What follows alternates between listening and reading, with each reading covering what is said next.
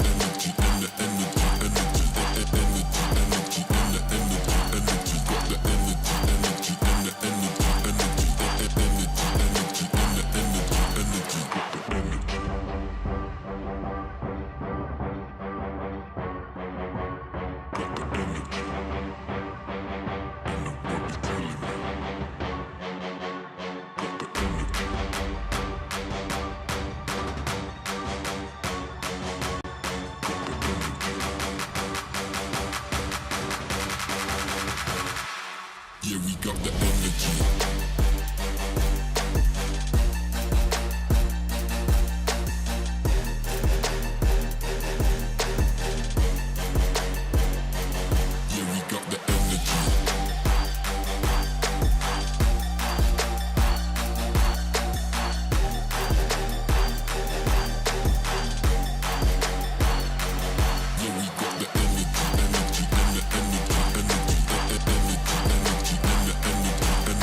The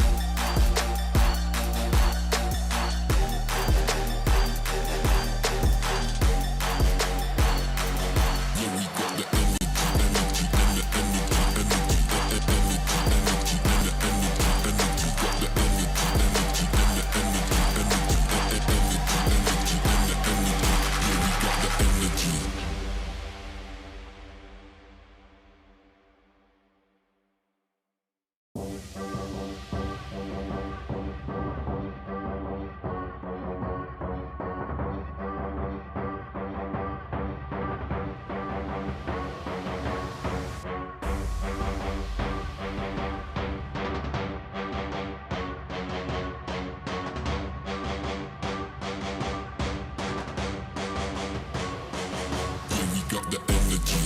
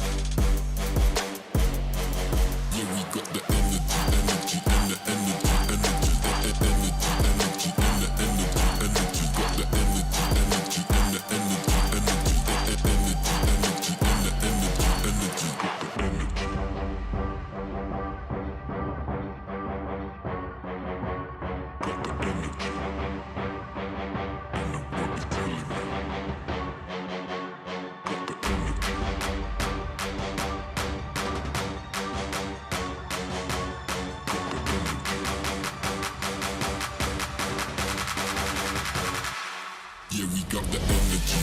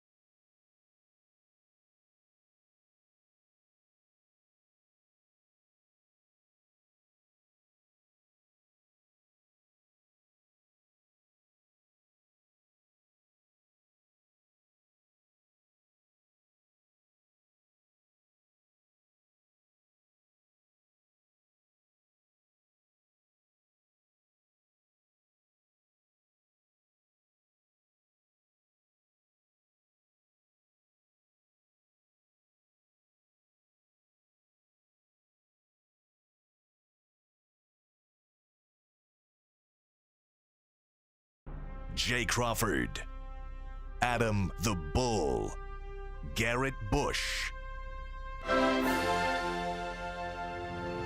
and so many big names, it would take me hours to say all of their names.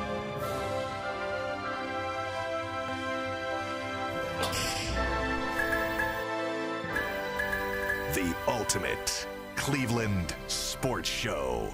Booyah! Thursday! Hey! Happy Thursday, everybody! Happy Chubb Day! Is that happy what day? Shunt!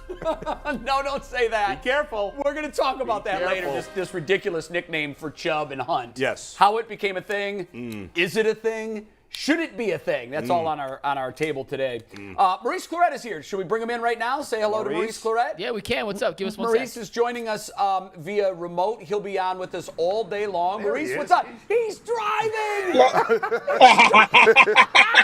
He's like, yeah, I'm moving I'm 5 minutes from home. This can't be safe. Bro, please don't get I'm pulled 5 over. minutes from home. Bro, all I have to say is please don't get pulled over. I know how that ended once. See, y'all friends, you can go there. I can't because I love. Yeah. It'll be all positive now. I know it will. Thank God. So listen, Maurice, here's what we're going to do. I don't want the Ultimate Cleveland Sports Show to be responsible for an insurance claim. You get home and you dial back in because, God forbid, anything bad happened. I don't want. We've already had a guy puke on our show this week. That's true. I don't know who that guy was, but 5 minutes. I'm 5 minutes from home. I'll be there. All right. Be safe. We'll check with you in 5 minutes. That was worth checking in on. Yes. I told you. Jay, by the way, speaking of gross things, I've got to take people behind the scenes. All right? I got to take people behind the scenes. The men's bathroom / locker room in our studio. It's not really ours. It's like connected to our studio. There's a gym here. Yeah. That a lot of the other people in it's the building the WKYC gym. It's gross. Man. Yeah, it doesn't get cleaned on the rotation like it should. I see like random socks on the floor. Yeah. Somebody shaved a while ago. It still hasn't been cleaned up. No, I think I might know who's doing that, but I'm not going to say. But I think he's sitting next to me. Like behind that door. Oh, is that you that never cleaned up that shave? In that case, that bathroom ain't been cleaned in months then. That was like in May. By the way, can we show that picture that you guys just had that down the hallway there? So there's Anthony, right? That's our production area. Down past that doorway is a gym. And it's a great gym, by the way. It's a great gym. It's an unbelievable I gym. use it every day. These guys are a bunch of slackers. Yeah, whatever. Everybody. And then there's the bathroom locker room. Like I'm imagining the women's room is all nice and clean. It and whatever, probably is. I've never been in there. The men's room's disgusting. Yeah, you know what it reminds me of is the men's shower / bathroom at a college dorm. Oh yeah. Because exactly I what it will looks say, like. there's a sign in there that says your mother's not picking up after you. Keep it clean. Yes. Now I use it daily. Yeah. I do clean up my space. I mean, I just have a locker in there, Right. and if I do shave in there, which is very rare, I make sure I clean the sink out. Yeah. I haven't since it's been left in there for a couple of months. But I mean, I'm with you. I see paper towels. Guys are a bunch of pigs. We're animals. We are a bunch of pigs. We really are. And it's no one's fault but the male gender. It's We're our fault. disgusting. I always tell people, if there was no women in the world, there's no reason to clean up. There's no reason. You only keep it clean for the ladies? That's it. What's funny is I am obsessively neat. I am too. Yeah, I'm not necessarily like the toilet could get a little gross, and my wife's like, "This is so disgusting." Yeah. How are you not bothered by this? But yeah. That's the infamous Nah, garbage can. listen, this is some cap. But I am very neat. It's all this cap. Everybody claim they're a neat freak. I'm gonna go to your crib and just walk around. Trust me. Hey, It's listen, just- invited I'm obsessive. anytime. I'ma just walk you'd be in blown there away. and just- Because I'm my wife obsessive is about even it. more And your obsessive space, than I not am. your wife's space. Yeah, that's your true. Space. Yeah, but he shares his with his wife. I'm actually much neater than my wife. Are you really? Yes, she's Yeah. cleaner, much cleaner than I am, but I'm much neater. Jay, you neat freak?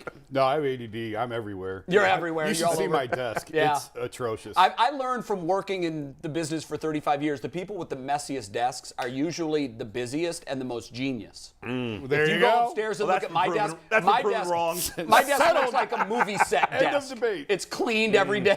You know? You ever be in the Jetsons? Remember they used to have the electronic maid? Oh, that her was name was dope. actually Rosie, by the way. Yes, it yeah. was. Well, she does the same thing. As soon as I come in, I throw a watch there, she picks it up. I put a hat there, she comes back, picks it up. Like she's behind me. His wife's name is Rosie. Her, for my those who wife's don't know. name, and I couldn't tell if it was dirty or not because she just cleans it that That's fast. funny. You're just a slob. Yeah. And by the way, wasn't the Jetsons in 2022? Wasn't that the year of the Jetsons? Was it really? It was kind of Somewhere near here. Yeah. Wow, I don't know. I never heard that before. We're not floating around in I space love that like show. that. I love the juxtaposition between the Jetsons and the Flintstones. Flintstones. It was just Yes. Yeah. like when I was a kid, I didn't get that, but as I got older, I'm like, oh, I see. Yeah. Dark Ages, dinosaurs, future, robots. Pretty smart. Yeah. So before this, I'm just gonna put my hat on. I'm gonna take my hat off. I bought this hat because I was celebrating that I retired Tyvis. If you did not know, rewatch last. He said he's done. He's finished. So I just was gonna take this lost the off. YouTube. You He did lost beat the him. YouTube bet. I Did did beat beat him. Shout out to the Browns. This is the strength and conditioning coach hat.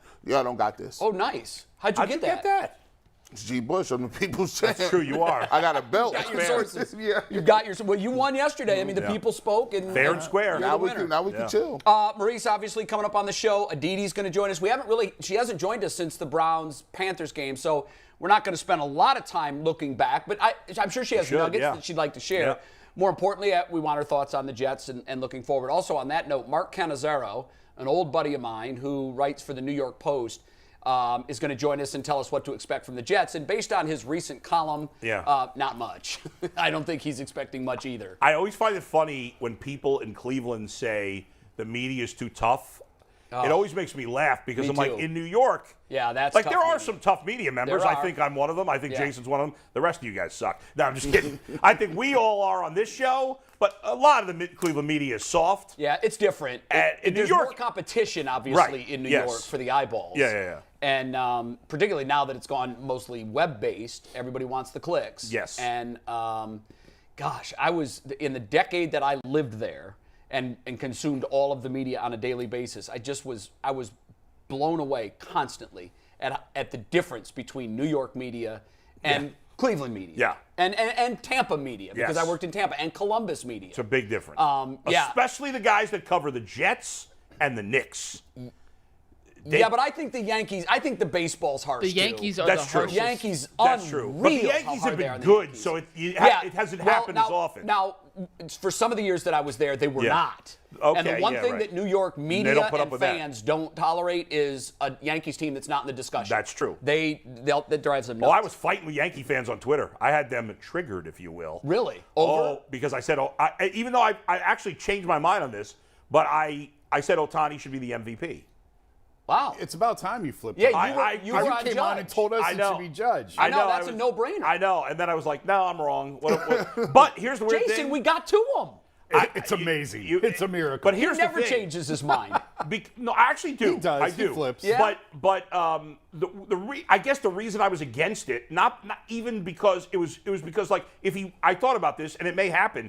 If he wins this year, he's basically going to win every year. Why wouldn't he? As long as he performs As long like as he does. is. Yeah, he's And got to keep his numbers It's not like that he's good at both. Right. It's that he's great at both. That's exactly right. He and that may was not our be argument. the best at both. No. But he's great at both. You know what? I was watching part of a Yankees telecast a couple Yeah. of weeks ago, and they said if you compare his numbers to last year's AL Cy Young winner, Yeah. better.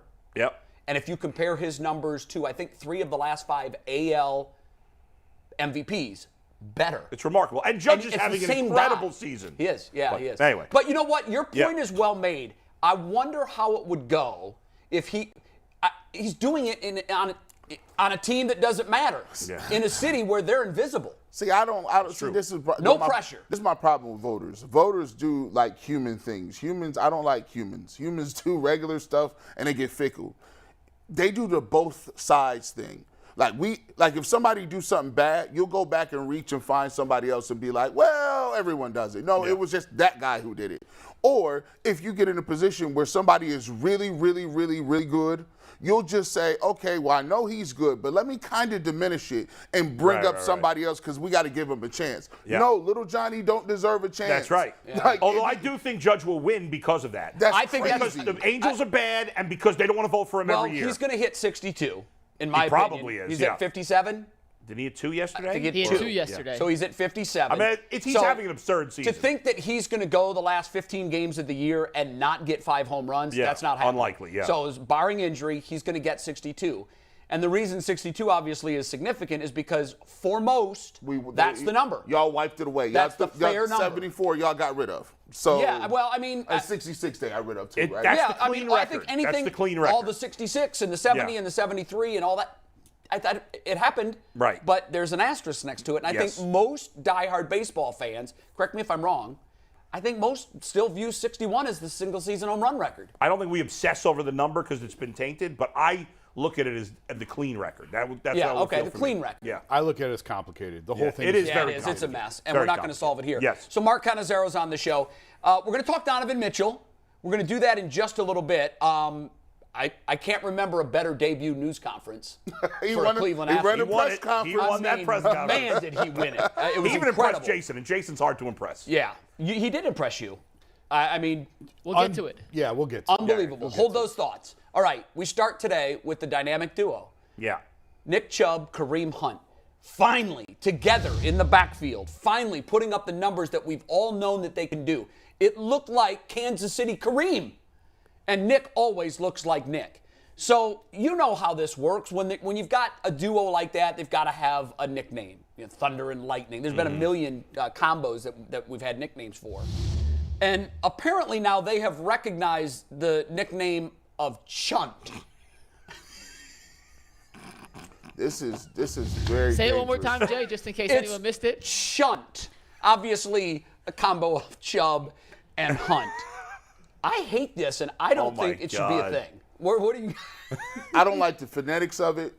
It's too close. It's too many Freudian slips. I want news anchors to be able to say that all the time. I'm not going there. You're not gonna cancel me. It's only like 5 of me anyway. I'm an endangered species. You're not getting me on a nickname. No, Yeah. I'm gonna call you Kareem Hunt, a Thunder and Light. I'll be whack for once. I'm not gonna be on the cutting edge of this. Yeah. Shout out to them. Jay, do you like it? Listen, it started with buddies of mine, with Ken and Anthony on 92.3, and I like them a lot. I'm going to defer.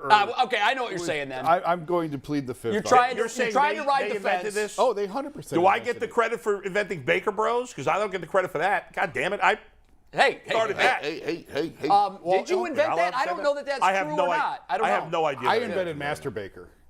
That's a good one. Wow. That never was, heard that. that. was mine. I never heard that, Oh, but I yeah, like that it. was mine. The Master We'll Bakers. give Ken and Lima credit. We're not petty here. We reference my old These station. guys- Do you like it, Bull? Even You though don't my like old it. station doesn't ever reference us. But no, it's terrible. Right. It's terrible. Unfortunately, that's what their names are, and it makes that word, but it's a terrible nickname. Yeah. It's just terrible on its own, besides what you might say when saying that. Yeah, I'll tell you. I print my notes every Yeah. morning, and a lot of times I forget them in the office. So my wife will hear the printer going, and she'll go in and grab them and say, "Here are your notes. Don't forget them, forgetful idiot." and she looks at the show because she's interested. She watches Sure. when she can. Okay. And she's a sports fan, and she goes, "Oh no. And I didn't know what she was talking about, and I'm like, "What?" She goes, no. There will never be a Chunt. That is not happening. So the women have spoken. Bro, now that- maybe we have to get our resident female Ultimate Cleveland Sports Show voice on, the fan of the Browns. What's her name? Robin Lochner? Maybe Yeah, she yeah. disagrees. Maybe she likes it. I mean, this is how bad it is. You could walk down the street, be talking to your buddy, and you'd be like, "Hey, man, did you see Chunta last night?" And this is just, No! what? He'll look at you like, no, bro, come on, man. How did they acknowledge it? Right. Yeah, let me. How did they acknowledge Of it? course, if we didn't could give play you the no sound. so I think you- Tom Withers, I think, asked. No, we can't play the sound, Yeah. but you Can't can play tell the the story sound. because you've seen it. Yeah, so they looked at each other. They both laughed. Kareem said, Of course they did. "Oh, we hear it. Don't worry. We hear it in the stands. It's all right. But we're not going to tell y'all not to say it. Yeah, let's take the tag. But this is essentially the written out version. They said, all right, and they were talking about it themselves. So it is clearly in their minds as well. Chunt is alive and well. Yeah. Well, for now. I mean, was I'm Steve Blank. sorry. It I'm would sorry. be better if you reversed it. The problem is Chubb's got to go first. Yeah, because he's the guy. Like Hub would be better than Chunt, yeah. but you got to go Chubb first. We're like a bunch of And you guys told me this is going to be a Or bad it could topic. be like This Chubb is some Hunter. great content right here. It might be great content, but I'm just, for the sake of everybody, I hope this thing fades into the oblivion and we man. never have to see it again. By the way, y'all don't even see the slight and clever misdirection here. The story is that they're doing press conferences together. They have already been on record saying, Kareem Hunt is my best friend. They working this up. They trying to get this man paid. Ain't gonna matter. They trying to get You him know- paid. I'm you telling know you what? right now. Hey, it ain't they gonna trying matter. That wasn't him a scheduled paid. topic for the show, but I wondered too as I'm watching game Yeah. one. I'm like, why not? Because we're just now tapping into what they can be. Hey. You're telling us right here that there's never an opportunity? Never say never. Right. Unless if he continued to take below market value, you think there's a chance? I don't think he's gonna take that. I don't think Yeah, so I don't either. know. But he knows he's not in the Watch- twilight, but he knows he's, at watch the. He this. took the deal he took because he lost out in Kansas City. He lost out on all the money, and we He had know no why. choice, really. He had no choice. So he took what he could get, Right. And now he's trying to cash in. Jerome Ford was drafted for a reason, folks. Like, This is the end of But they didn't take Jerome Ford in the first 2 rounds. And we're not going to act like Jerome Ford is Kareem Hunt. If Kareem Hunt continues to perform, he is Nick Chubb's best friend. And if he goes to bat, at the end of the day, they paid Njoku. Business is business. Hey, listen, it's a running back. Jason, if the production could see, here's what drives me nuts. Everybody said, well, they played Baker last year so they could see what they have. We got to know what we have. Got to see what we have. Well, if he would have performed well, they would have given him an extension. Yep. So that's basically Hunt this year, although he now is being used in the offense the way everybody, I think, on this panel and many others. At least one game. Think that they should for one game. Yeah. But my thing is, if let's just say by week 6 or 7, these guys are combining for over 200 yards, they're finding the end zone, they're confusing defenses. If they're still shaking their head, nope, this is a non-starter, he's not coming back, then I'm going to start questioning that because here's what I'll always lean on. They gave Njoku $14 million. They gave your boy that bag, and we thought he was out of here. And you know what? Right now, if I could switch those dollars and say, which one of the two would you rather have under that deal? And I know that running backs have short lifespans, but if we're going to pay that and get that little out of Njoku, I'd rather that money be going to 27. It's one game, first of all. I know. I don't want to get ahead of ourselves. And in the tight end position, there's just not many guys out there. There's a lot more running backs than there are tight ends. I still think it was a mistake. I've said all along the Njoku deal. The Njoku deal was a mistake. Yeah. Kareem's a backup on this team. If he will take a below market deal, bring him back, sure. I don't think it's going to go that way. Like, I think he's looking to get paid. And again, he's not. But he has said publicly he wants to stay here. Yeah, but here's the thing. I agree that he probably wants to get paid, but the running backs don't often get paid anymore. And maybe they can find some middle ground. Yeah. But I think he's going to. The Browns are $30 million over the cap. I know next they year. are. Yep. Yeah, I know they are. So I think Jason's right. Ultimately, you can't. In the end, it's one game against a bad team. And they're going to play some other bad teams the next couple of weeks. We'll see, can you win this way when they play Tampa Bay and Buffalo and Cincinnati and Baltimore? Yeah. We'll see. It's going to be harder. For that. And if you ultimately, as you brought up a number of times, you win with passing.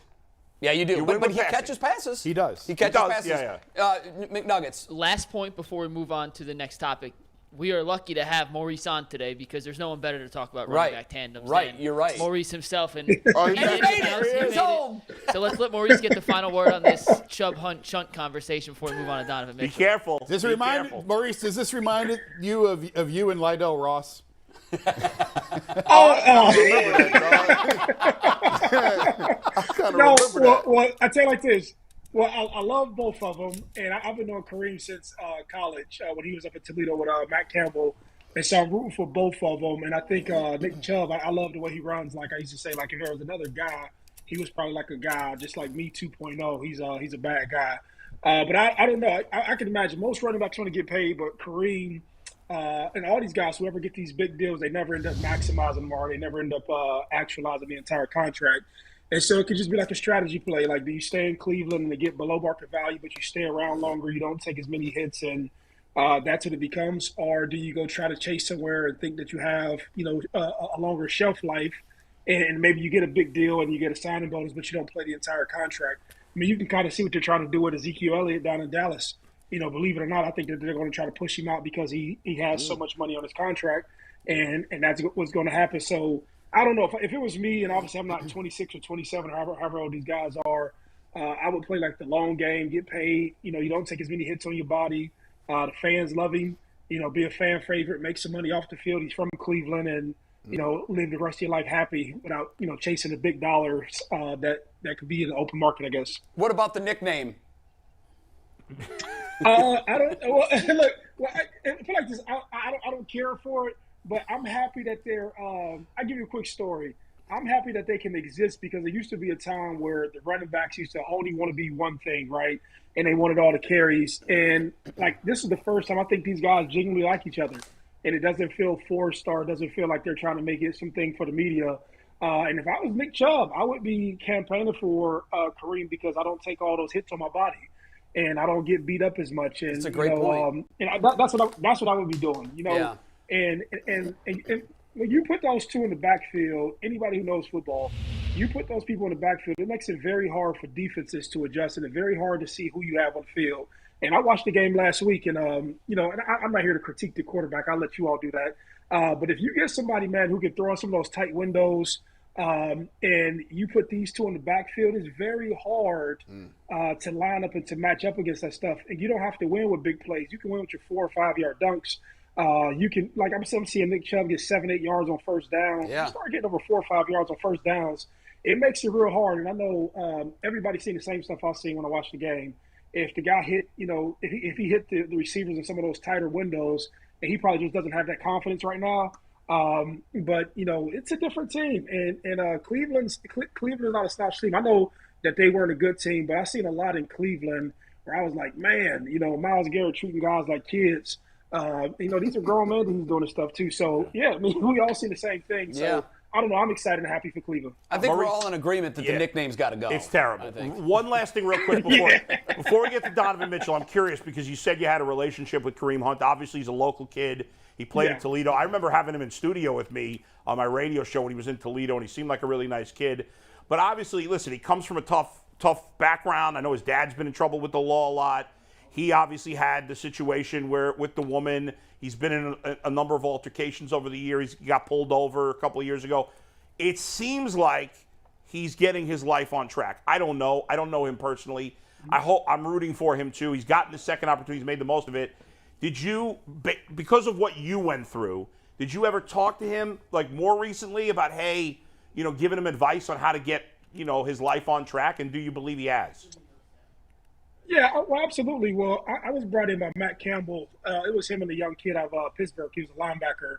And they had brought me to work with those two individually. And, a lot of that stuff is just figuring yourself out. I know he got in some trouble, got in trouble prior to leaving high school. And then whatever happened in Toledo, he was still trying to figure it out. And that's why he landed in Toledo. And just like myself, just as a young guy, you're still trying to figure it out. You carry a lot of your mentality or your attitude towards the neighborhood, but that's the same mentality that the kid is running with. You know what I'm saying? Mm-hmm. So on some level, that pain and that desire to want something different for yourself and the look that you give other people when you say, man, you didn't go through what I went through to get here, and you run with that fire and passion to compete. That's the same thing that these guys just don't have the opportunity all the times to work on and mature in regular society. And so, every time I hit him up, either through text message or direct message, if I see something online, he'll hit me back. And I just haven't had the time to go and that was probably 4 or 5 years ago. But I imagine if I went up to Cleveland and I rounded and caught up with him, that we can talk and chat. And I think he respects me enough to where, if it was something going on, he would take my advice. But a lot of that stuff, I look back on myself. It comes to who you're around, and that's the hardest thing for these guys to break away from. Where guys that kind of helped you get to where you're at, or guys who were in your life prior to you being successful, your peer group, those guys have a certain mentality that works for them. And understanding that you're a professional athlete and what comes along with that, even though he's running for all these touchdowns and yards, it just takes guys a minute to just accept that, hey, I'm a professional athlete. And that sounds crazy to other people because it just sounds crazy, but I just know it. No, well, hopefully he's turned that corner. Yes, hopefully he's turned the corner. So let's do this because we've got Aditi scheduled to come on around 11:35. That gives us a little bit of time to talk about Donovan Mitchell. From just my view of 30,000 feet, I can't remember a better introductory news conference for an athlete. And I don't mean just for a Cleveland athlete. I can't remember anybody winning a news conference on his first day as much as this guy did. He's like the perfect thing. He just comes out of the test tube and he says the right things. You can tell he's genuine. He's happy to be here. Yeah, Jason, you wrote a piece about it. You were there. I want your reaction to what we saw yesterday. Very few athletes are as insightful and engaging as Donovan came across. Yeah. And whether some guys just don't want to be. They don't care about doing media and they don't care. They're going to give the canned response. Some guys just aren't very good at it. Donovan is one of those few guys who takes what you said and processes it and gives it an actual answer. Like he acknowledged, yeah, I thought I was going to New York. Yeah, it would have been nice to go home and be home. He was very honest with that too. But then he pivoted and said, but I'm thrilled to be here because we didn't have to give up any of our pieces. I grew up a Cavs fan. LeBron made him a Cavs fan. He wore a Cavs jersey when he was a kid. He was at the decision at the Boys and Girls Club. talked about which blew me away. Yeah. I mean, so crazy. there weren't a ton Greenwich. of kids there. No. It was a pretty small audience. Yeah, and talked about when they won the championship and how he celebrated that, and so I believe him. And I asked him, like, listen, you're going from one small market cold weather team to another. These are not destination places in the NBA. Most guys try and get out of there as fast as they can.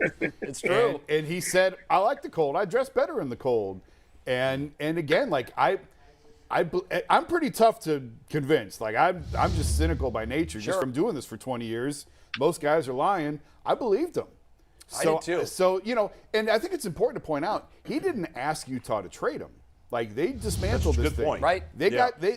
Utah took this thing as far as they thought it could go. I got the sense that he was fine there. He was. I mean, he was perfectly And content that's the there. thing. Don't you get the feeling, Jason, that, and maybe I'm reading it wrong, you'd have a much better feel than I would, but that the Cavs not only have these 4 great young players, but they all seem like, to be a great athlete, you got to have some ego, right? Everybody, Sure. But it doesn't seem like any of them have out-of-control egos. They don't have bad guys. And they seem like good guys, That's all the of key. them, right? To me, they all seem like great people. And it makes me think it's going to work, at least on some level. I'm not saying they're definitely going to win a championship, but on some level it's going to work because it seems like they're an unselfish group of stars. Yeah, we never know what goes on behind closed doors, so I try not to say this is a good guy. Yeah. But they do seem like they don't have a bad guy in the locker room. There are no troublemakers. There's not guys that are keeping Kobe and JB up at night. What are these guys getting into? Yeah, What are they're not doing? going to get, the GM's not going to get any 3 a.m. phone calls. Yeah. I think, being a great guy and you getting along in the locker room works well. That you got to have that as a baseline.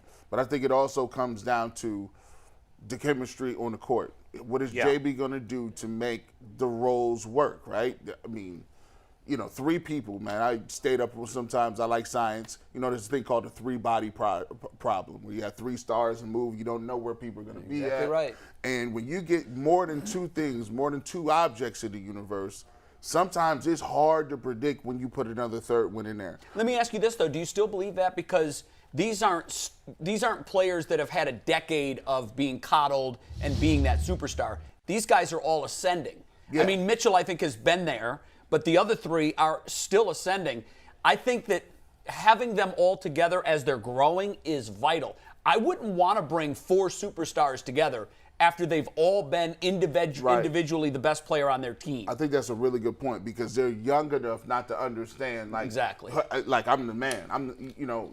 I haven't seen 3 people brought together that are that young. I'm trying to think. Maybe Jason, how many people have had like? I mean, you had brought the in Thunder with superstars? Westbrook. That's Durant. exactly That's right. it. That was the other one that you can That's think the of, one I was really. gonna But point you know out. what happened? Ultimately, as they did grow up, They grew up. they all became and Ego comes into it. Ego will at come some into point. play. And, I think back to Miami when LeBron went to Miami, and LeBron and Dwayne have talked about this. They got in this habit of my turn, your turn, my turn, your. And that's really not a good way to play. Right. Of, okay, I'll take this possession. Okay, you right. get that possession. Yeah. It's got to be natural, The right? Cavs had to figure that out with Kevin, Kyrie, and LeBron.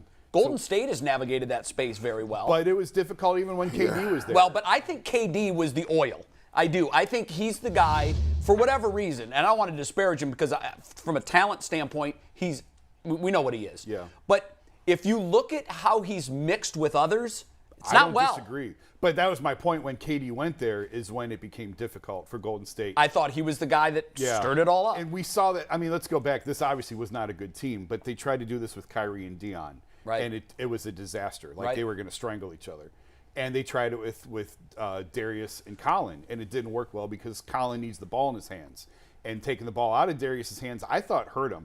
The Cavs disagree. They have numbers that say Darius off the ball in pick and rolls and whatever else, he can thrive without the ball in his hands if the right person has the ball in his hands. And Right. they feel Donovan is that right person. It sounded like Donovan and Darius are buds. Yeah. And they were working out together. Yeah. At one point, he talked about how, in one of the workouts, he said, I consider myself a pretty good shooter, but I'm looking at this guy saying, I think he's a better shooter than I am. Yeah, yeah. And I like to hear something like that, too. I think it's going to work. I never was very optimistic between Darius and Colin. Like, you can go find it. I'm on record. I thought that was a disaster from the start. Yeah. I do think this is going to work because Donovan is better. Donovan can facilitate better than Colin could because it's two guys that are similar in size. Right. So you think, well, if it didn't work once, why is it going to work now? Well, Donovan's a better ball handler, better distributor, better facilitator than Colin was. Can do more. I think. So that's why I do think that I think it's going to work. McNuggets, do we want to do internet reaction here? We had that scheduled for 11:30. Yeah, we still got a minute or two, though. Aditi's still fired okay. up. I'm curious, though, what Maurice thinks. Yeah, I'd like to hear Maurice's thoughts, too. There we go. No. It was two things. So one, I was a Donovan fan when you remember when Shaq had said like he wasn't a good player or whatever after the one game, whatever it was. He took some shots at him. Yeah, I didn't like Shaq after that, but I love Donovan after that because I thought he held it in like a classy way. I don't like when old guys hate on the young guys. That's my thing, right? And then the second part, I'm just happy that Cleveland has life after LeBron, and you're really talking about this being a team, just me being an Ohio sports fan. And that was just my comments towards that. But I'm a huge fan of Donovan Mitchell. Obviously, I watched what everybody else watched on the press conference. I watched it on Twitter, out of all places. And after that, I don't know. I'm happy that the Cleveland Cavaliers are shaping up to be something post LeBron, so I can drive up 71 and have something to look at. Well, you know, Maurice. I think you know LeBron, and LeBron was happy with Donovan Mitchell. I think he put it on Twitter. Is LeBron cognizant of the fact that the Cavs have not done anything outside of him? And is he like excited to actually have Cleveland have something or a team or have some sort of, fan base and be in the mix when he's not here? I don't know. That's interesting. I don't know. I really don't know. I would imagine he's happy that the franchise that he helped to bring to some sort of prominence to is moving on and building something new. I would like to say that I'm happy just because there's people in town who wants to drive up to 71 and still go to the arena and watch the games and go to the restaurants and enjoy Ohio sports.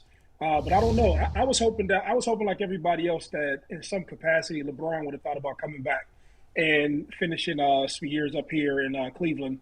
And then when I seen the article that was written in Sports Illustrated where he wanted to have his boys come up and play with him or at least be in the NBA while they were playing, I thought that Cleveland would be a place and somehow, some way that he would want to bring his son there. But I don't know. I'm just a fan, and I hope and wish that whatever decision he makes in the future, that Bryce and Bronny end up happy they end up making it to the NBA. But I'm just happy that Cleveland sports basketball is back to being interesting again. Jason, LeBron is better than anybody in this town in terms of the media knows LeBron.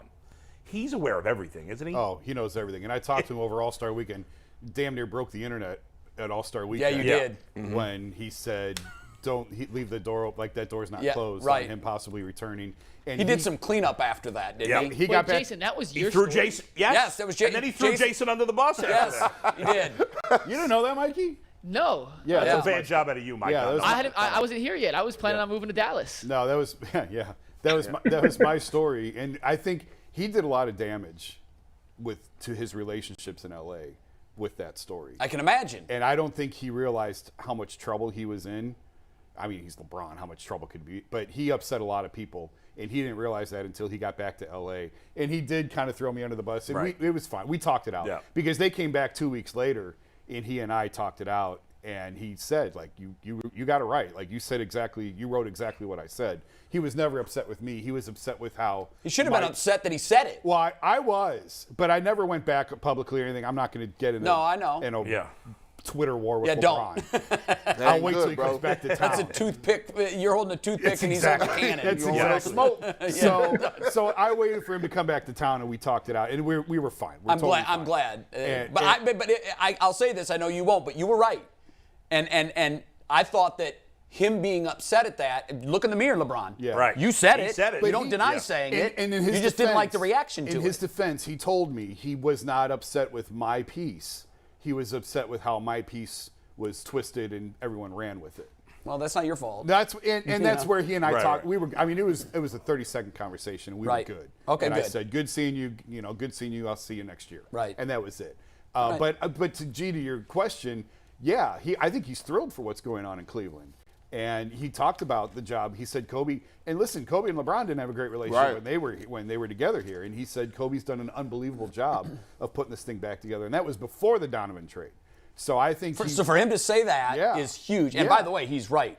Kobe, hearing him talk yesterday and after falling even more in love with Donovan Mitchell, I don't think Kobe, I know we're giving him credit, but I don't think he gets the credit yet that he deserves. Well, they got to do, I mean, they've got to do it on the court.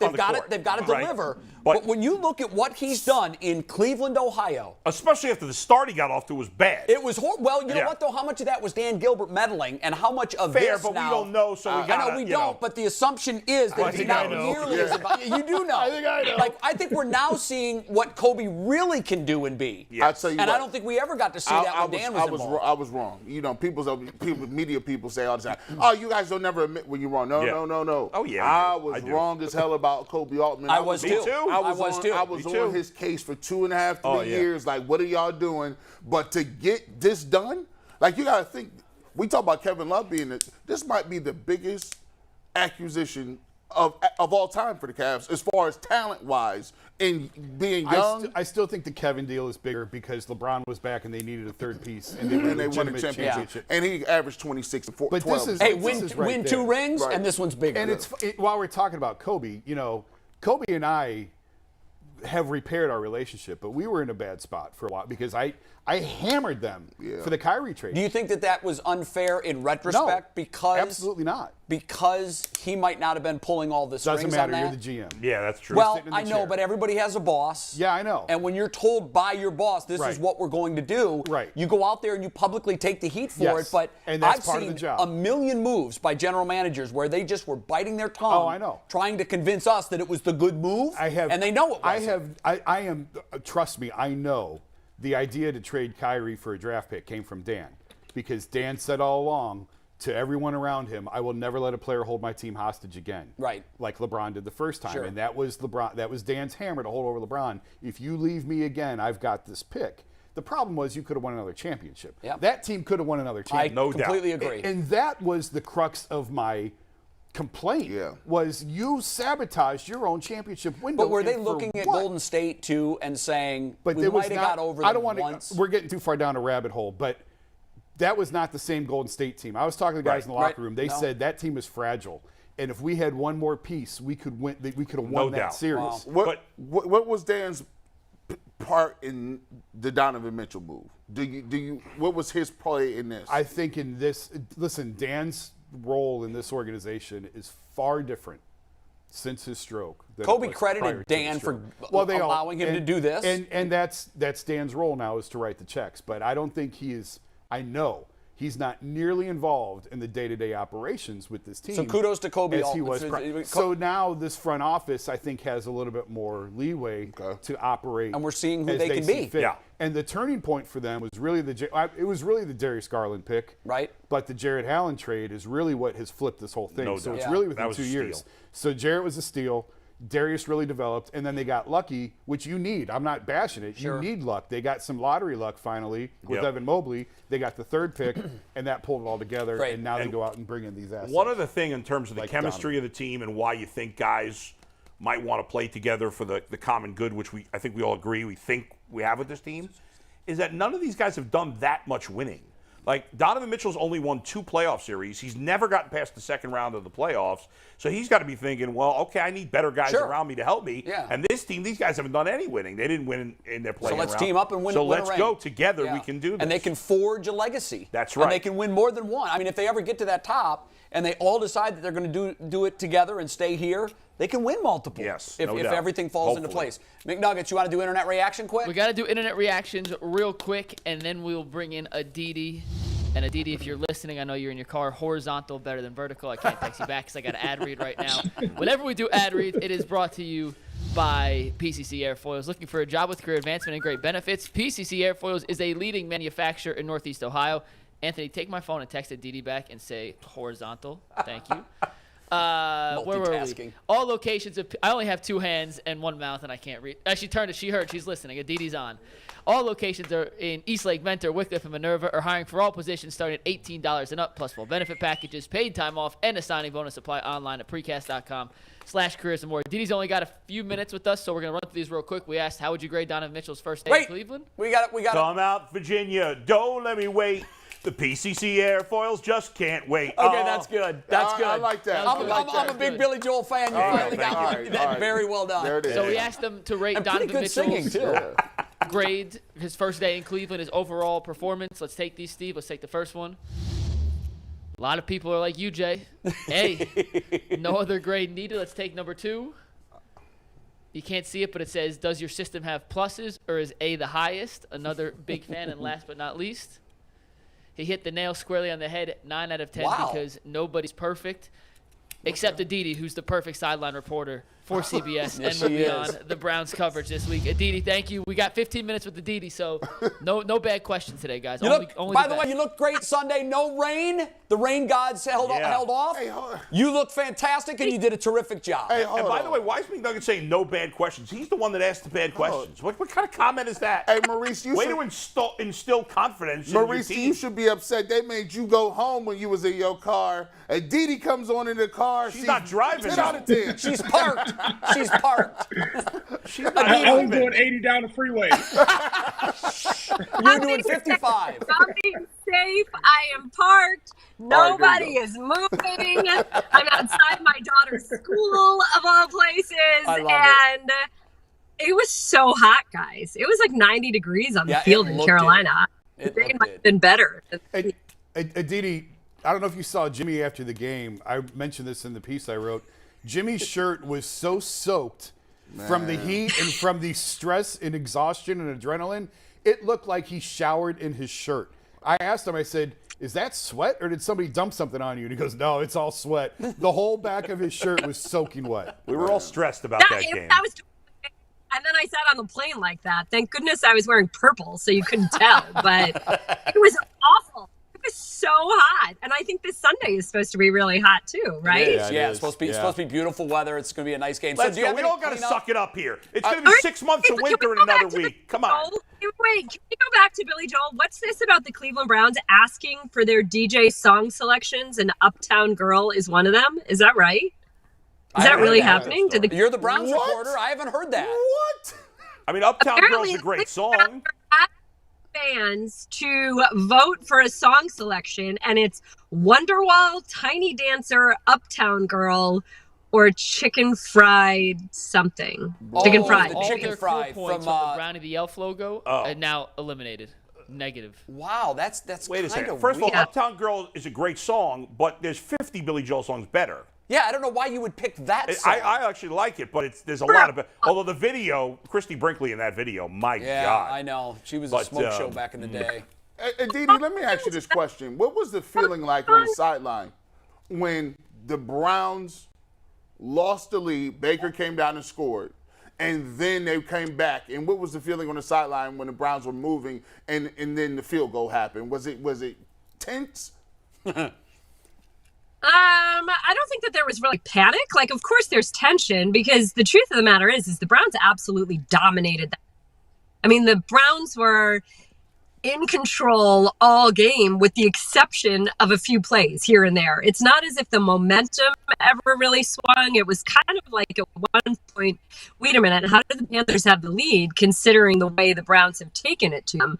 But the Browns gave up a couple big plays on defense, a couple big penalties too included in those plays. Then of course there's that big, huge pass completion. I think that there was a lot of cool. And everybody knows what they have in Cade York, which I found Cade York telling me after the game that his coaches told him they didn't want his first kick in the NFL to be a long kick. Felt really kind of silly to me. Everybody knows this kid is money. And even if he'd missed one, it's not like he would have gone in the tank after that. So does feel a little odd that they kept using kid gloves on him initially, especially coming off those 10 days off. I'd actually talked to specialty coordinator Mike Prefer before the game. I was like, really? Like, are you sure he wasn't hurt? Were you guys not hiding something? And he said he just went straight from a season at LSU to training for the combine, joining us the whole time. We just decided let him rest a little bit. And Prefer said that Cade actually told him the morning this in a really long time. But you know, I don't know. Like, good for him. Good for him that his very first game he nails a 58-yard game winner. Right? Like AFC Special Teams Player of the Week, first game out. Yeah. You can't beat that. Let's turn it to the Jets, Aditi. You're on the sidelines again Sunday in Cleveland for the Browns and the Jets. I'm sure you've been diving into the Jets and what they have. How do you see this game playing out? What's your thumbnail right now? The Jets do actually have a good defense. They did a good job on the Ravens' run game. I talked to Nick Chubb about that yesterday. Obviously not at length because Nick Chubb doesn't really talk at length. But he did, give the Jets credit for what they do on defense. And it's on my nose right there. I think that they fly to the ball well. I think that they're sound in what they do. Obviously, offensive Joe Flacco right now is not scaring any, but they do have some good receivers. So I'm texting with my game crew this morning because Robert Saleh, said earlier in the week he's keeping receipts over everybody who doubting him. And then yesterday, Mark Cannizzaro wrote a story saying that, the Jets are so fired up by their coach saying that he's keeping receipts. And I actually just texted my colleagues, shouldn't you be fired up regardless? Like, why do you need your coach saying that to say, okay, now I'm going to come to play? So I really don't want to shin any of that too much until I actually have the opportunity to talk to any of the Jets players or coaches. But I don't think that the Browns are in a position to take anybody lightly or gloss over anybody. And every single one of these games is desperately, vitally important. I mean, this is your home opener. You're unveiling the elf, right? Yeah, exactly. Yeah. By the way, Robert Saleh, you can't be like this taking receipts nonsense. That never works when coaches on bad teams do that. Like, No. good luck. Mike Holmgren. Yeah, Mike Holmgren. Playoff Like, you know what you do? We're going to last longer than you are, When you pal. say that, you provide the biggest receipt for Exactly. everybody else. Right. It's Here it stupid is. I said this once. when coaches do that. Yeah. It's really dumb. Aditi, do we still have Aditi or not? Or, Yeah. She's still here. I'm right Oh, okay. I didn't know if we. All right. Specifically with the Jets' talent and their skill position talent, like I look at their offensive line, it stinks. Their quarterback stinks. Their skill position talent is interesting. I don't think like the Panthers had a couple of really elite top performers, but not great depth at the skill position. I think the Jets are the opposite. I think there's some really interesting talent and depth, but I don't think they have any at least proven front end talent. Is that fair? Well, what do you think about Elijah Moore? Does he not? I mean, he's talented, but he's unproven. He didn't do, he had a nice rookie season, but he wasn't Jamar Chase. So he wasn't Jefferson, elite player. Sure. But I also think that's part of it's kind of what we're saying as receivers, aren't we? Like, just because we don't know much about anybody beyond Amari Cooper and maybe sort of Donovan Peoples-Jones, aren't we supposed to give them the opportunity? I'm kind of a little bit more intrigued to see if Joe Flacco does indeed start, because it felt like earlier in the week, Robert Saleh left the door a little bit open to potentially making a move there. So, I don't know. If that happens, I don't know if it could potentially happen in game. But again, this is one of those things, if you're talking to an audience in Cleveland, this is about you more than anything else. This is about whether you put it together, whether you have a clean operation. It's like Kevin Stefanski said at halftime. It felt as if the Browns offense got better as the game went on. And he said, well, it took us some time to get our sea legs underneath us. Okay, well, that's not an excuse for week 2. So how do you come out week 2? Do you come out a little bit more seasoned, a little bit more clean in your process? Do you make some of those connections? Jacoby Brissett had Amari Cooper a couple times and didn't connect with him. I think that you forgive that week 1. I don't know that you do week 2. So you think there's a chance that Flacco doesn't play then? I mean, I think Robert Saleh left the door open. Jay, did you see that? He was asked, obviously, no, the crowd was booing and the crowd wants, and I hate that I'm doing this. It's Michael White, right? It's Mike White. Right. White, yeah. Mike White, yeah. God. I keep doing this because I keep calling Zach Wilson, Kyle Wilson, and last week I kept calling Ben McAdoo, Bob McAdoo. So I'm like, Neither anyway. worthy of getting their names right. Well, if Michael White starting quarterback, I better get that right. Thank goodness I've got a few days here. Yeah. I don't know why I'm saying White. It's Casey White. Why would I want to call him Casey? But anyway, so Mike, obviously the fans booed and the fans chanted for Mike White, and they wanted him because he played fairly well last year. He beat the Bengals. Sorry, Adam, to remind you of that, but he did. No, he did. And Robert Saleh said, well, we're going Joe right now. He said every position has competition, but it feels like right now we'll be going with Joe. Same as saying, no, Joe Flacco is definitely our starting quarterback. Right. So he left it open. Aditi, I hate to do this, but the signal is really bad, and it's breaking up. We're probably getting about every other word. So we're going to cut it short. Good luck on the sidelines. We'll, of course, all be watching, and we'll talk to you soon. Thank you, Aditi, for spending time with us. Guys, I'm surprised by that because I know she makes the point that last year, White came in and beat the Bengals. But when you look at Flacco's line, and I didn't see the whole game. I was popping in and out like I usually do.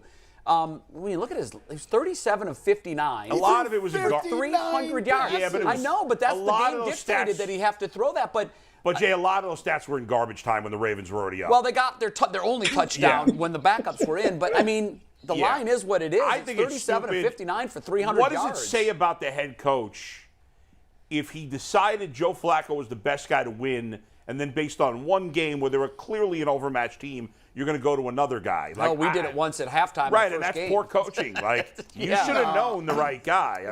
Listen, neither of those guys are any good. If I got two backups and one ain't doing it, I will pivot in a heartbeat. You're a backup for a reason. I ain't got no time to be waiting on a backup for 2-3 Yeah, games. but you know how fragile those psyches can be. Maurice, you know that. You've seen the psyche of a fragile quarterback. I mean, you pull them out in the first game of the season or after the first game of the season, that could be a recipe for disaster. Yeah, you lose a lot of confidence with your teammates or the guys in the locker room. And I don't care what it is. If you're on offense or defense, everybody on the entire team looks to the quarterback. And if you just have no stability in that position, it just makes for a rough everything. Out of all positions, you need like just someone to be hunkered down on. Not a defensive lineman, a linebacker, a defensive back, nothing. It's all about your quarterback. Your quarterback sets the tone. And so when that piece right there isn't sort of solidified, I don't know, it just makes it rough for everybody. It really does. I know he left the door open, but I'm going to be shocked if we don't see Joe Flacco on Sunday. Yeah, I mean, as Aditi said, Mike White had a couple of decent games last year, but the fans cheering for it, who cares? I mean, any coach that listens to the fans is an idiot. Especially in New York and Jets fans. Yeah. I mean, they could be 3 plays into a game and they're It booing. doesn't matter. The Jets are a bad team. Joe Flacco's not good. Mike White's not good. I'm not convinced that Zach Wilson's any good. I didn't think he was good coming out of college. I don't think so either. We'll see, Yeah. but at least there's some hope with him. Yeah. If there's any chance of a lopsided win for the Browns on this schedule, this is it. And a shutout. I think this is the easiest game on the schedule. Man, I just want At home, one of the worst teams, backup quarterback. I just want that win, man. I can't. I ain't gonna ask for no shutout. I don't care if they win by 1 point. They need to keep winning. Boy, I know the Jets ain't that good or whatever the case may be, but I didn't see the Browns lose to a Jets team. Was it 2019 or 2020 when we went up to? And we had counted that one as a win too. We Again, the Bengals, who went to the Super Bowl, lost to the Jets last year. Yeah, so bad teams can beat good teams. Absolutely. It happens. Yes. It's the NFL. Yes. Yeah. The Jets are number 32 in all 4 major power ranking metrics right now, if that gives you anything. You guys ready to play a little fence game? You have to dominate them. You're right. You're right. You better.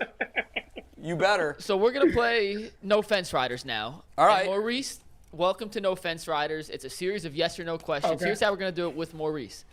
I'm going to give you all the question. Maurice, you're going to answer first, and then we'll show you how everyone else answered, and we can argue back and forth. Very good. So This is a referendum on Maurice Claret, then, right? Yeah, that's right. Maurice in the hot seat. Maurice, are you ready? Let's go. All right, Steve, let's take the first one here. Will Anthony Schwartz, Amari Cooper, and David Njoku combined for 100 receiving yards on Sunday against the Jets? Yeah, without a shadow of a doubt. Wow. Maurice says yes. I love the confidence. Let's see how everyone else responded. Will he join the club? Oh, it's a party on the yes fence. Wow. I answered yes Yes, because they damn well better I wasn't an can't option. believe we all said yes. I mean, I mean, come on. It's Not a 100. high bar. Like It's 3 dudes. 100. They combined. Do you know what they combined for last week? Probably not 100. Well, David had 140. 7. I mean, under 50. Sorry, they had 49 yards combined. In fairness, Schwartz and Njoku could easily have under 40 yards between them. Yeah. But Cooper is the X factor. I'm counting on Jacoby Brissett actually hitting Amari on the pass he missed him on the first time. Yeah. I don't know if you can count on that. But no, Jacoby's going to play better than he played. He's not as bad as I've been as hard on him as anybody. Yeah. He's not as bad as no, what he he's played not. Sunday. And you know what? To that point, remember, very little preseason action. Everybody's saying that when we see Deshaun Watson, he's going to be filled with rust because he hasn't played in what will almost be 2 years. Can you look this up, McNuggets? I don't think Brissett has played more than a handful of games himself over the last 2 or 3 years. But he's just not that good a quarterback. No, so but I don't know how much better you can expect him to be. Maybe a little better, but he's gonna connect on some of those passes. He better. He better. He's not a walking trap door. I mean, the guy can hit. So he missed 4 or 5 wide open throws. Like I said, all they got to hit is 2 of them. That's it. That's it. He played in 14 games last year, 11 games. He played in 11 games last year, 11 games the year before. Well, no, but played in 11 games. Played, but how many? He might have been like the long 16 games over the last 3 seasons. No, okay, so that's a full season over 3 years. How many games did he actually play? He started 15. Started. That's the key. No, he started 20 games in the last 3 seasons. Okay, he started that's 5 games in 2021 and 15 it's a decent games amount, in but it's not like he's he's But been in played. there for He's played. Yeah, he's played, a veteran, but he clearly has rust too, and the preseason didn't help knock any of that off. He just didn't play enough in the preseason. Yeah. Maurice, you was going to say something. I think you said let's get Maurice back. Yeah. No, I mean, just so I watched the game from start to finish, and if somebody would have seen me, I was going crazy. He just couldn't hit the passes within the hashes and tight windows, right? And it's one thing that if you don't see these guys open, there's another thing they teach you. If you see a guy, you look at the open receiver, but you don't believe you have the confidence to make the throw. That's where I got mad at him at. And if you go back in the film or if you watch the replay, he was looking at these guys. And Bingo. So you say, oh man, you see somebody's open, but you have to have the confidence and the ability that you're going to throw it. So it's like going out there saying, hey, I don't want to mess up. That's what he was doing. Like, I don't want to throw an interception. I don't want Cleveland fans to get on top of me, and I'm playing safe. But so then you frustrate receivers because the receiver says, hey, I'm running like a route with all my effort. I'm getting open. I have a window, and you're not putting the ball right there. That's what frustrates people. And me, just as a football fan in general, you're saying like, yo, bro, you got to make that throw, or you have to try to put it there to at least give you self-confidence to know what you can and can't do. And even like just the touch pass is like, that's basic practice. You know what I mean? Like that's getting guys out there saying, hey, let me run at full speed or at game speed, and let me throw some corner routes, let me throw some go routes. And just the touch wasn't there. And as someone at the professional level, you're like, yo, my man, you have to do that, especially when you have so much at stake. And like I say, Cleveland's not a bad team. Cleveland's actually a real good team. And then you get excited when you look at the defense and what they have going on over there. So, I don't know. I get riled up about this stuff because it was the stuff that he's seen that he didn't make. And it wasn't like he didn't know what throw he should make. Maurice, that's exactly what I said on Monday's show. Word for word. I was at the game in the press box, and there were 2 plays in particular. Donovan Peoples-Jones off play action was wide open in the secondary, and I swear Jacoby saw him but didn't go to him because he knew he couldn't get it to him. That's the problem. Yeah, and that's the problem. Yes, that's 100% the problem. Let me ask you this, Maurice. I in trying to be as positive as I can here, you guys are saying, he's got to make those throws. He's not trusting himself because he doesn't want to get on the bad side of the Browns fans in game 1. But I think that last drive was exactly what he needed. He didn't have choice to not throw the ball. Right. Yeah. He had to throw the ball. And I know he only completed 2 passes, but they were really good throws in really big moments, and hopefully he'll take that confidence into the Jets game, and he can build on that against a bad team. And that's why I think he will be better this week. Than And he fortunately, the team is talented enough. They don't need him to be great because he's not capable of being great. No, but you know what? They Sunday, needed him to be a little better. needed him to be great in a spot, and he was. Made a couple of big throws. He was. But All right, I'll Mikey. say, like, go ahead, Maurice. no, but like, so I don't agree totally with everything. Okay. You need somebody who's trying to win, not trying to not lose. Yeah, you're right. And That's true. That's what, like, you don't do anything special like that. Like, you're not going to have a running back. Like, the running back system is set up. Like, okay, Amari Cooper doesn't have a personality, right, where he's about to ignite the team. The 2 running backs are quiet, and they split carries, so there's no personality there. That guy has to go try to be the personality of the offense. You know what I'm saying?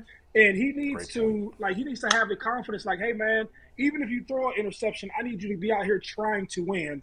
Like, I don't need you. No difference than you don't need the coach to say, hey, I'm using this as bulletin board material to win. No, you should want to win regardless. And that's like my thing with anybody who I'm going to pick on my team.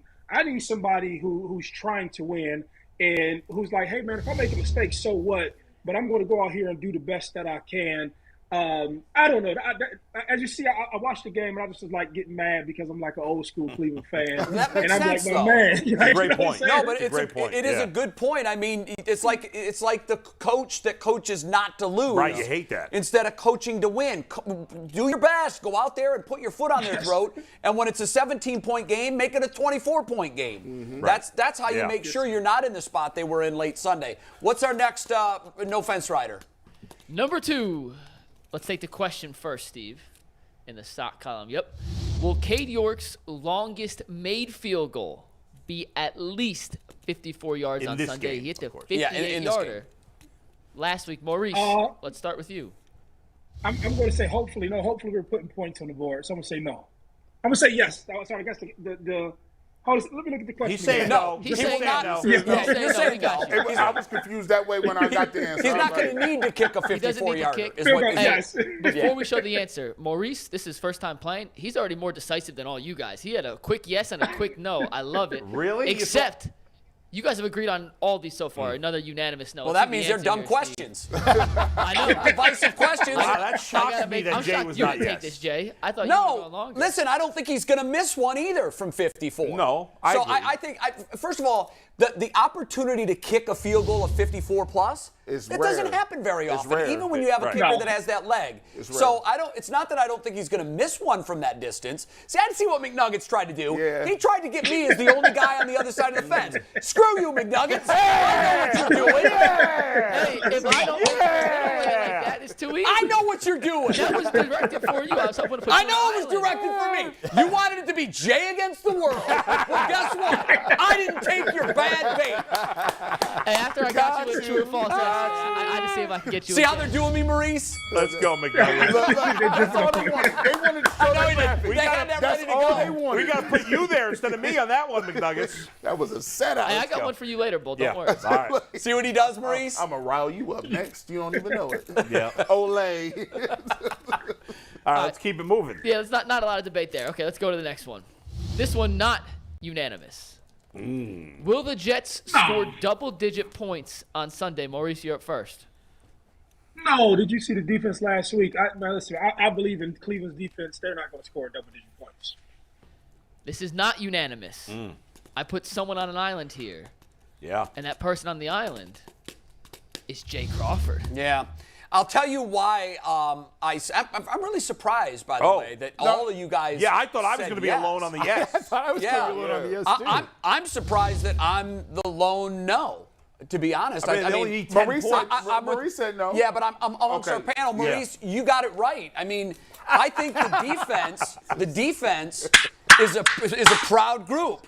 And Yes. no one's more disappointed at their miscommunication and gaffes than they are. And they're professionals. They're very good players. And I think they're going to be challenged this week by Joe in practice. We need to pitch a shutout. And I think they'll get one score or below. I'm hoping for a shutout. I just think it's hard to keep a hard. team under 10 Absolutely. points in the Absolutely. NFL. Sure it is. But this is a great defense. I actually meant to look it up. Yeah. I have all the stuff to look it up and see how many teams have scored less than 10 points and I ran out. Look of up how time. many times the Jets have been held fewer than 10. I think It's the not Browns many. are going to win this game big, but I think the Jets will score 10. I think it might be right at 10, Yeah. but I think they'll score 10. I think they'll have 10 points and they'll get a touchdown in garbage time. I mean, That's what I'm saying. Right. I think they're going to get a field goal in the first half, and they'll get a garbage time touchdown. But I mean, one bad turnover, one big Right. punt return. Like, No, I know. Yeah. Swing you get a bad punt. Fluky you swing play. field They got position. two fluky Yeah. plays last Yeah. week. Yeah. I'm looking up right now how many times last year they were held under 10 points. and you got to Jets? Yeah. You gotta have be. it? Give me You one gotta sec. be a mean like the old school Ravens, right? Like Ray Lewis and Ed Reed would be like, no, we want to shut you out, and we're telling you that But before. Yes, the game. you're right. But and they were great not- defenses shoot for that. they But shoot here's for the that. thing, G. there are no like the Browns have a really good defense. There's a few others in the league. 3 times. Nobody's got a defense like that. That was a legendary defense. That's an all-time defense. Hall of Famers. Yeah, but you know what? To that Hall of point, Famers. when I was in Tampa, all 5 years they had elite defenses. That defense, Tampa's defense. And they would tell you, not on the record, but when you were talking to them off the record, just conversationally, they would say, we shoot for a shutout every week. Yeah, sure. We're wildly disappointed when that first point goes up on the board, and it motivates us. Now again, you're talking about Derek Brooks and Rondé Barber and John Lynch and Warren Sapp and for a time Simeon Rice. Right. It was an all-time great defense. Yes. I'm not saying this defense is that good, but the Jets team sucks, and the Browns defense I think is a top 5 defense, and they better go out there and pitch a shutout or hold them to 1 score. They could hold them under 10. I think we all think it could happen. Yeah. I just think if I had to bet, I would say the Jets end up with 10 points right on them. Just on a fluke. Okay. So just with the numbers real quick. Yeah. 3 times last season, the Jets scored less than 10. It's almost a quarter of their games. Week 2, which is when they're playing the Browns this year. They were shut out once, and they failed to go past 14 an additional 3 times. Yeah, they're not So a in good team. 6 of their 17 They're games bad. last year, they didn't get over 14 points. They did and have now a Joe rookie Flacco's quarterback. the quarterback. That's true. Yeah. And they have better. I mean, they scored 9 last week against the Ravens, so it's not out of the realm of And possibility. their only touchdown came in absolute garbage time after the Ravens Right. pulled And it I out. like the Which is what we Browns think could defense happen better than also. the Ravens defense too. I agree. I just think they're better. I agree. Okay, Mikey, what's number 2 or Number 3? 4. 4. Once again, not unanimous. We do have a. By the way, in this picture, Brad looks like he's lost his glasses and can't see what's going on. Or somebody came to his house and they said that you want to buy some Girl Scout cookies. Or he's thinking that's some BS right there. That's a different level. Mike Polk looks like he just walked in on his parents having sex.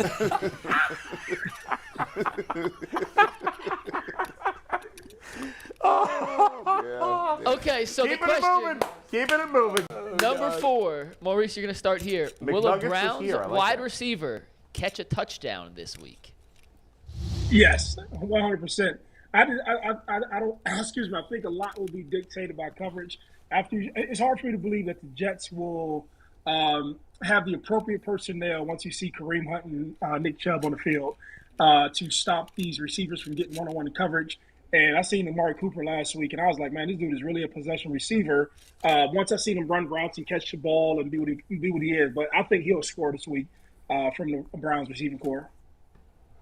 That means there is someone by themselves on an island, and that person is Not me. Jason. Wow.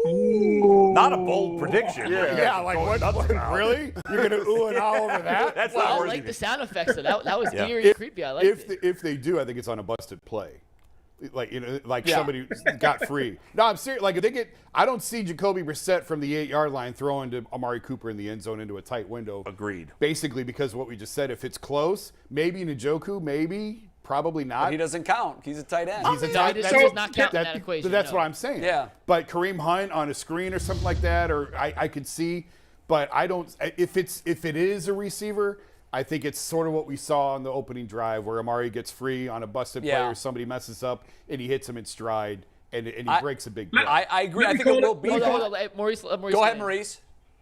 I want to call it now. You get Kareem Hunt and Nick Chubb rumbling early. You're going to dictate that you bring linebackers in. At that point, you're starting to play action pass. Jacoby can do a quick slant to Amari Cooper. You feel where I'm coming from? So I like the little offset play that they run. You run Kareem into the flat. You have Amari push up the field. He comes in for a 5-yard slant, 4-yard slant. I think that's what you score on. If I can do my Cleo, I'm a psychic. If I can do my psychic moment for y'all.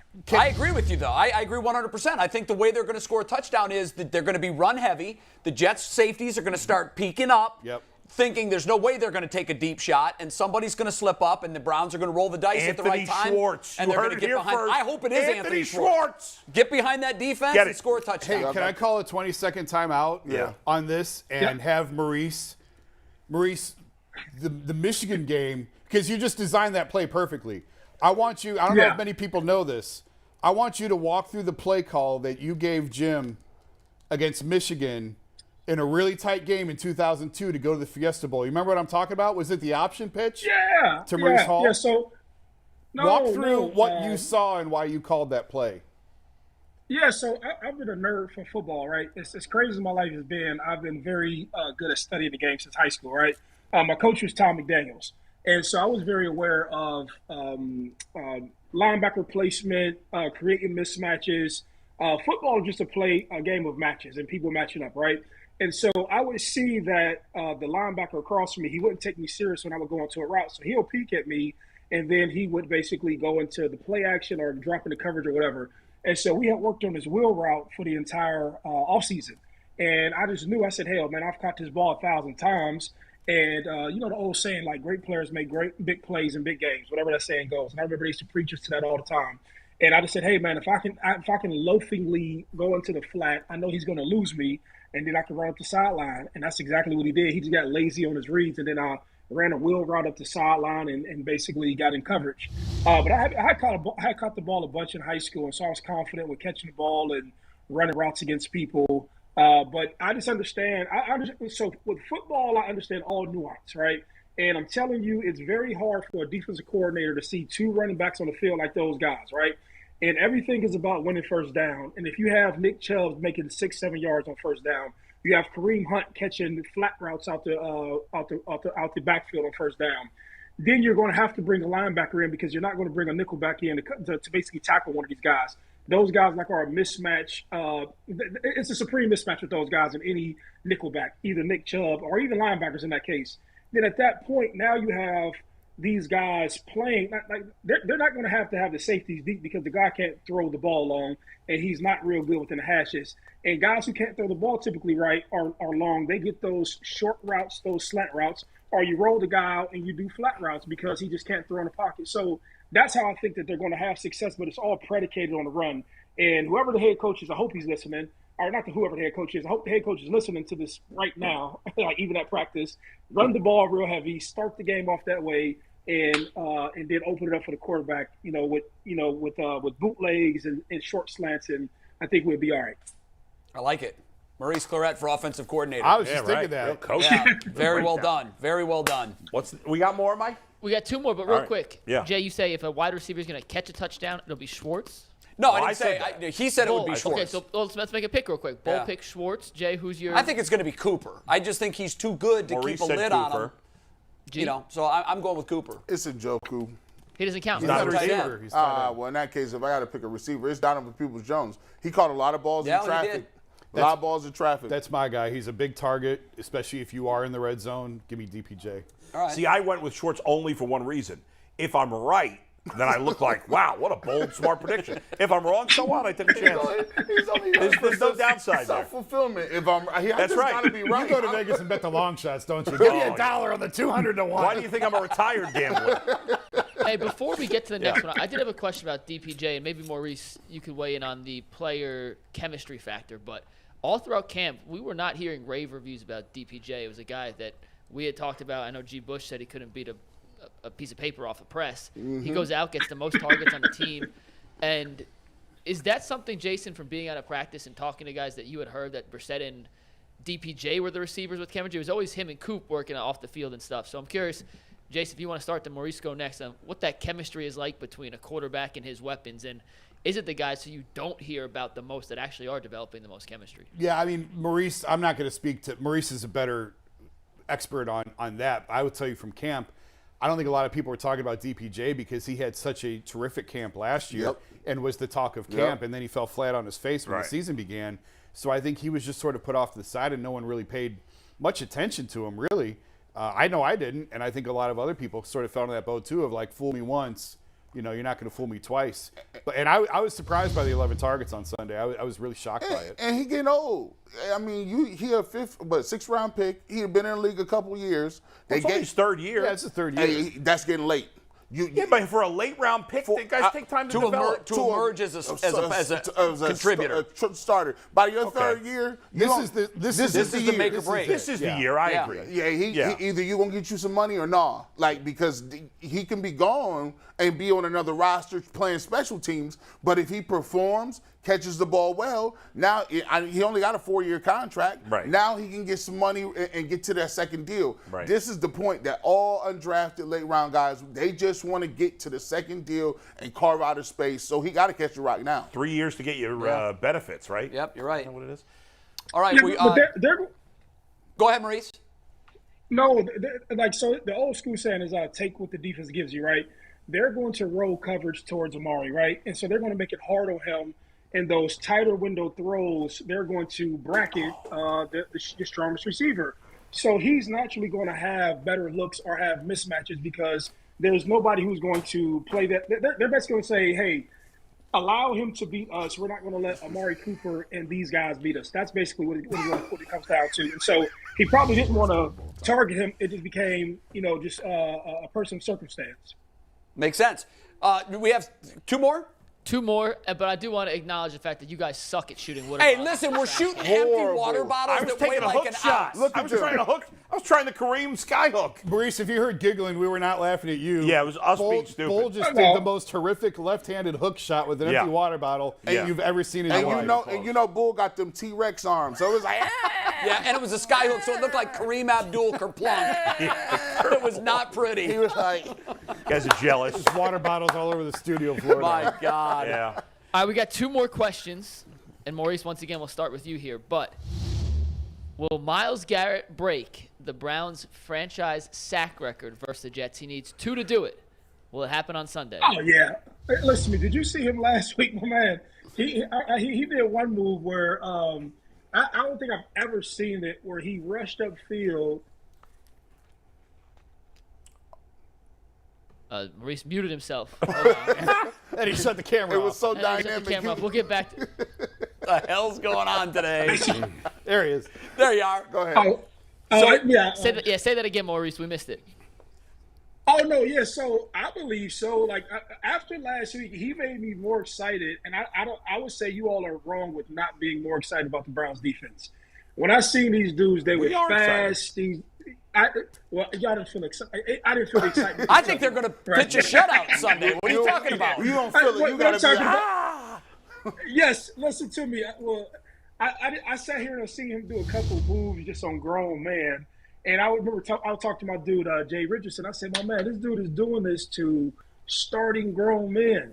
Like some of the moves that he was able to do. Then when he come off the field, I'm like, this dude looks like a tight end. This dude looks crazy. And I just don't think that. And what is he? 26 years old, 25. And I think he gets 2 sacks this week. Maurice, I told him he got a chance to break the single sack record. Now, hang on a What is second. it, 22? Is it 22? Yeah, 22 and a half, I think. I think he got it this year. I thought he's 3 away. He's 2 to tie. No, he's 60.5 and Clay He's Matthews 1.5 is 62. one and a half. tying, 2 from breaking it. So he needs 2 sacks to break it. So I'd Jay like to now change is my having answer. Jason has to rethink his answer now. Let's see the answers here. And yeah, Jason is. You ever heard of Revis Island? This is Lloyd Island. Okay, well, wait a minute. Because I thought he was 2 away, and so I thought he would tie it. I'm giving him 2 to tie, but I thought he needed 3 to So break you want to jump the fence. So I would jump the fence on that. Come I on, would come on jump to over. it. Come Sounds on like over. a fence rider to me, and the name of the segment is No Fence Riders. No.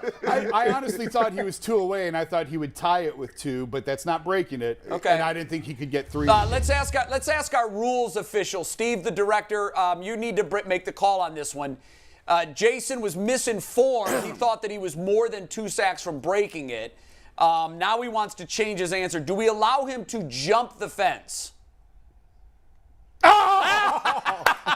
So basically, ignorance of the law is no excuse. So now I'm rooting for a 4th-round rookie right tackle and a left tackle who's normally playing right tackle. Yeah, exactly. So hold the fort, baby. Yeah, you are kidding.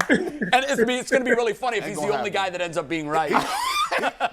I'll give Myles 3 halves. He can be in on 3 sacks. Okay. If he can get a half, Hey. and he ties the record. Yeah. Well, I think he's going to get 4.5 sacks. I ain't going to lie. That's insane. You, One man, game? do you realize how rare that is? Yeah. But listen, he could have had 4 last. Could have. He There's a lot of games he could have had 4. Baker got rid of the ball quickly. Look. Hey, Well played, McNuggets. for the record, the 2 ones that we were unanimous on last week, we were both wrong on. All of us are wrong. Our 2 Are you unanimous kidding me? were all wrong. What were they? Christian McCaffrey would have more total yards than Nick Chubb. Oh, yeah. Yeah. That was a complete. Yeah, Not we even missed close, on that yeah. one hardcore. I'm glad I wasn't here. Because you would have said it too. No. And what else? Other one? And we pushed on the other one. It was more I'll look it up. But the two that were unanimous were 2-0. I got a lot of numbers in front of me. All right, that's Let's fair. get to the last one here. Steve, you ready? Will Jacoby Brissett throw for more yards than Joe Flacco? Now, the caveat here, which maybe you guys didn't get, Flacco might not play. Right? No, we heard it. And if he does, I think it's garbage. He's playing. He was 37 of 59 for 300 yards. I know it was a lot of garbage time cleanup, but I've never heard of a quarterback throwing 37 of 59 for 300 yards and get benched. That's exactly so he's right. playing.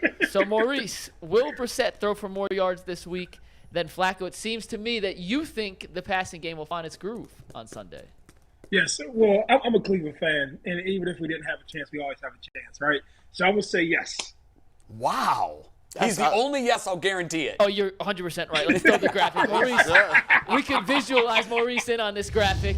On that yes sky is the ghost of Maurice. Oh, my God. I actually think Flacco at this point is worse than Brissett. However, I think he'll do what he did last week, which is throw up garbage time numbers. Well, if they fall behind early like they did against Baltimore, the run game is neutralized and dead. Yeah. And he's going to probably pile up a lot of stupid stats that mean nothing. And that means Myles Garrett will get 4 sacks if they would have keep throwing the ball. That's true. He's going to throw 59 times. They're going to be in trouble. Yeah, you're right. If he drops back 60 times.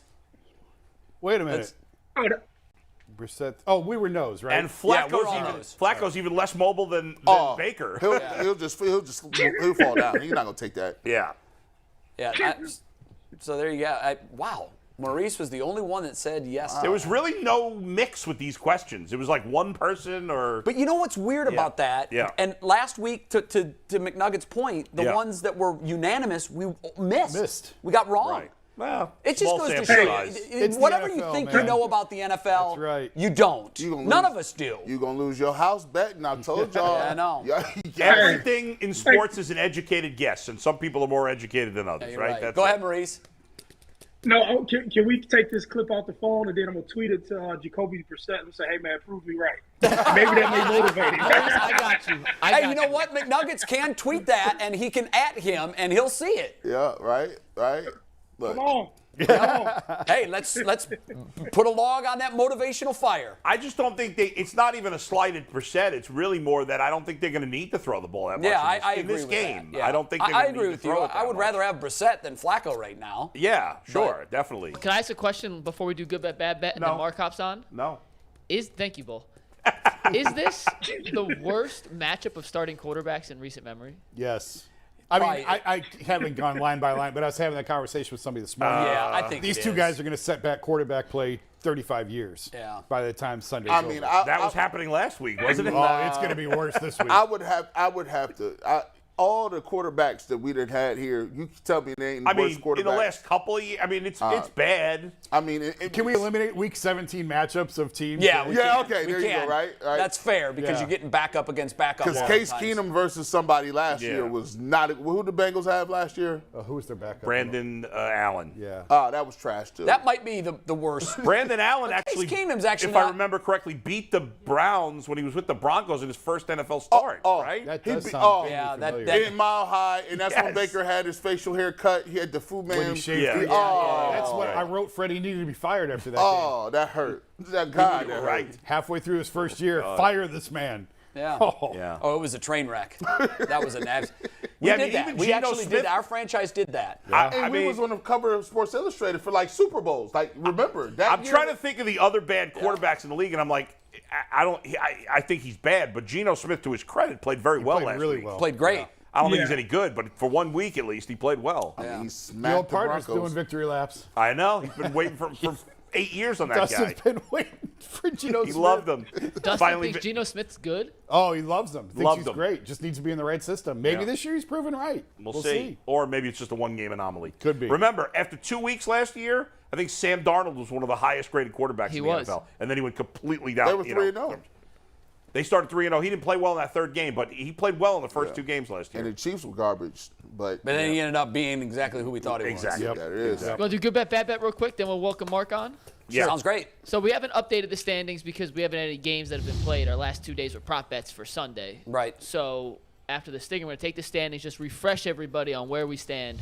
after last Did week's we fix Monday the Night percentages? Football. Oh, we just took We the just scrapped them. We suck at math, so we're no longer going to put the percentages up But there. we only did the percentages because not everyone had the same number of bets. Now Okay. that everyone's contributing every day, Yeah, we don't the need percentages are anymore. That's true. equal. Jason So, leading the way with a long way to go. And well, G. Bush too. J I'm and dead G. last. Oh, and G. Yeah, that's right. 9 and 4. All right, so tonight, on every Thursday, we will do solely Thursday night football bets. And we got a doozy tonight, These by were the way, tough. I guys. struggled with What these a three. great game. Yeah, it's going to be on fantastic. paper, at least. It should Yeah. be A great very, game. very good game. Yeah. Jay, we're going to show your bet card first. Okay. The three bets, excuse me, you're going to tell us about one, and we'll go around the horn, is Chargers getting 4.5 points at Kansas City, over 2.5 passing touchdowns for Patrick Mahomes, and over 294 passing yards for Justin Herbert. Take your pick. You can choose anyone you want to talk the about. 294 is definitely a no-brainer. It's going to be like a pinball machine, and they're both going to rack up huge passing numbers. As for the actual bet itself, I wasn't blown away by the Chargers against the Raiders. I know they won the game, and you take them and you move on, and maybe they'll be better this week. Maybe they knock some rust off. But I just think that this is the storyline, the early storyline of this season will be, well, there's two that I think are really going to be prominent. The Chiefs are better without Tyreek Hill, and the Packers are going to take a massive drop with the loss of Devontae Adams. So I just think I'm going to take the Chiefs all season long. I just think they're going to surprise the hell out of everybody. They're on a mission. Could not agree more. G. Bush, you're up next. Different bets than Jay. Let's see the scorecard. We're going to You take guys are nuts if you think the Chiefs are better without Tyreek Hill. You guys out of your mind. We could have that discussion another day because I'm How on they Jay look last here. week? It's one game. They look better. I think. Gee, let's hear it. I think the Chiefs. I think the Chiefs straight out win this game. I think they win by 10. I watch the Chiefs. I won't go to as far as Jay said they're better without Tyreek Hill. That's crazy. But I will go to what Mitchell Schwartz said. Andy Reid does a better job than any coach I've seen of reinventing himself with different pieces and parts. Juju Smith-Schuster looked like he's back to doing his thing. Travis Kelce was still wide open. They had to run the game, and Patrick Mahomes is still Patrick Mahomes. So I thought they were the most impressive team week one against the Cardinals. I know the Cardinals have a little stuff going on, but I just liked it. I like the way the Chiefs look right now. As far as Herbert, I don't think Herbert will throw. I think he'll get about 290. I don't think he'll get 300. He has two receivers. You know what? They didn't get, they didn't get Mike Williams involved. I think Mike Williams had one catch the first week against the Raiders. I was a little miffed by that. You have the fantasy? Yeah, I do. No, It hurts no me. Keenan Allen tonight either, by the way. Yeah, no. But they got the Carter guy that they were throwing the ball to. Yeah, but he was fine. He was fine. But I think it's going to be a really entertaining and good game. So we'll see how it rolls. By the way, on this side of the ledger, we have the Chiefs winning a Super Bowl and getting to No, the no, Super Bowl I second don't. time. I And do. winning, I have getting the the Bills three winning AFC a Super Championship Bowl. games with Tyreek Hill. You guys have one game, and you have one game. That's all we have. Who the Chiefs beat? I The don't Cardinals. Beat the Cardinals. And remember. The Chiefs beat the Cardinals. they could have scored 70 if they wanted. Yeah. And so one game without Tyreek Hill against a mediocre Cardinals team versus a track record of, I mean, come on. That's all we have. We just have one game. And we're I going to didn't run say through he these was last better. two It's quick 'cause Andy we got- Reid. It's Andy Reid. We're going to run through these last two real quick, Jason, and then Bull, because we got Mark Canizar ready So we to get go. rushed Okay. on our picks? All right, that's obnoxious. Yep. But go ahead. Well, my card looks exactly like Jay's. We went the same, bad, good, good. I thought Herbert, I agree with Jay. I thought that was easy. I think he'll be over 3. I like Kansas City by a touchdown tonight. The one I struggled with was Patrick Mahomes, 2.5. I did take I'll take it. I think he gets 3. But I don't agree that they're a better team without That's Tyreek. crazy. But I do think that they could be just as dangerous. Sure. I would say. But I also agree with Jay. I think I like the Bulls for the Super Bowl, or the Bills for the Bills. Super Bowl this year. Yep. Bull? Bull. You want to bring up my card? I picked the Chargers to cover, I believe, didn't I? Yeah. Yeah. All right. What I'm excited about over the long term might not work for me in the short term, but in the long term, like I did the first time, I'm going to win best bets because these guys are proving all that they're prisoners of the moment. They're making their picks based on what happened last week. You can't do that in the NFL because every week's a new week. Maurice Clarett knows that as well as anybody. I'm 9-4. You're not. That's one. That's 1 week, buddy. Bull's actually in last place right now. So. Boom. 1 First week. place, last place. Yeah, again, being First you place, guys just last place, proved first place, what I last place. said, that you're prisoner of the moment, right? Prisoner of the moment. I absolutely kicked your ass in fantasy this week too. Oh, wait a minute. What? Whoa, McNuggets, you tried to hide that. What was the 1 score? week. I have no idea. I don't care what. I scored fine. Jason just had a magnificent score this week. Wow. Get that score Jay. up there, He's dog. like the self-professed king of all fantasy his leagues. ass. Again, you guys proving my point Whipped of his prisoner ass. of the moment. You don't win a fantasy league in week 1. And we got Mark Cannizzaro. So Yeah, we'll get back to So fantasy. 197 to 149. Oh, damn. My score was good. His score was just exceptional. Did you forget to set your And also lineup? better than yours. Somebody That's got fine. injured? That's fine. He forgot to set his lineup. That's fine. That's fine. You guys do your week 1 victory laps. In the end, the Chargers-Chiefs a 3-point game either way, high scoring. We're allowed to do a week 1 victory lap because before there was any weeks in the book, he said, I'm in 15 fantasy leagues and I'm going to win them all. And I am. I'm the commissioner. As I of always 9 of do. them. Because I'm not a prisoner of the moment. I don't panic based on 1 week. All right, let's But bring in. congratulations on your week 1 victory. Thank you. I Well will take done. it. Very nice. Well Mark Cannizzaro writes for the New Taking the York belt. Post. Got the belt. Had a pretty strong column on the New York Jets. The Jets are garbage. Disappointing. So Mark and I worked together for years at ESPN. There he is. Mark, it's great to see you again. It looks like his picture is No, frozen. we're getting audio. We are getting audio? So we'll just look at him and hear him. Yeah, that's fine. I mean, if we get the video moving, that's great. Mark, it's great to see you again. I guess Robert Saleh has one of your receipts, right? I'm sure that you're one of the guys he might have been talking about when he said he's keeping receipts and taking names. Yeah, he will be one of the names he probably will take, I would think, Jay. Yeah, look, he's a passionate dude, and he was the players in the locker. I think really what his. Hey, we'll hold on right there. Mark, if you can hear me, we're getting it's a bad reception. Hey, It sounds Mark, like. log off and log back in. Yeah, try to log out and then come back in. Hopefully that'll clean up the reception. Because I really want to hear what he has to say great. on this because Mark is great. Not that anybody would have read Mark's piece because it was in the New York Post, but I took a peek at it.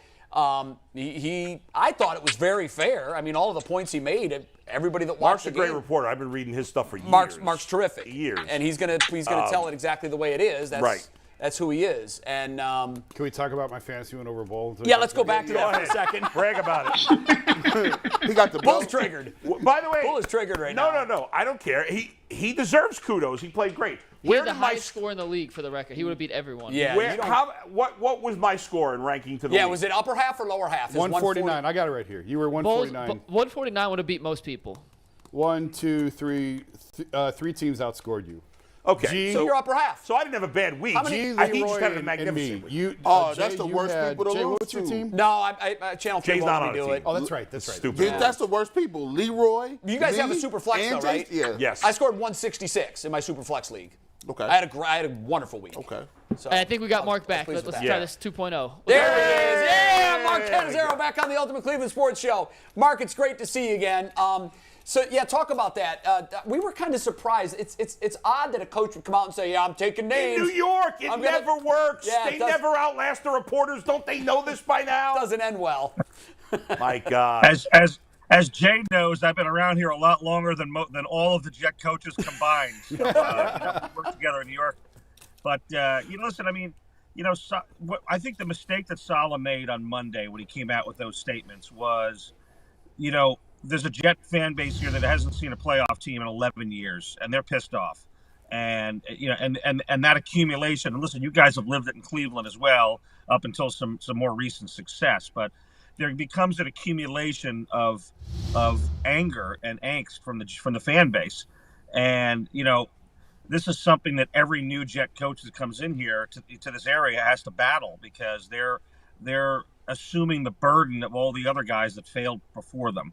So Saleh he threw an addendum in yesterday when we spoke to him, basically saying, "Listen, I acknowledge, what's gone on here for 11 years and whatnot. We respect the history, but this group here is about the future and to try to heal those wounds, essentially." So I spoke to a bunch of players in the Jet locker room yesterday, and they were very, very stoked about the things that Saleh had to say, kind of having their back. They talked about how it really motivated them. Again, this is all talk until they go out in Cleveland and we'll see what happens on Sunday against a Browns team that is probably pretty fired up after looking at how bad that Jet offense was on Sunday. Yeah, I think they're drooling to get their chance at Mark, there's been talk, I know Mike White played last year, had a couple of good games, but he's not any good. Flacco's not any good. Is there any chance Flacco doesn't start this game? Well, Flacco's definitely going to start. Okay.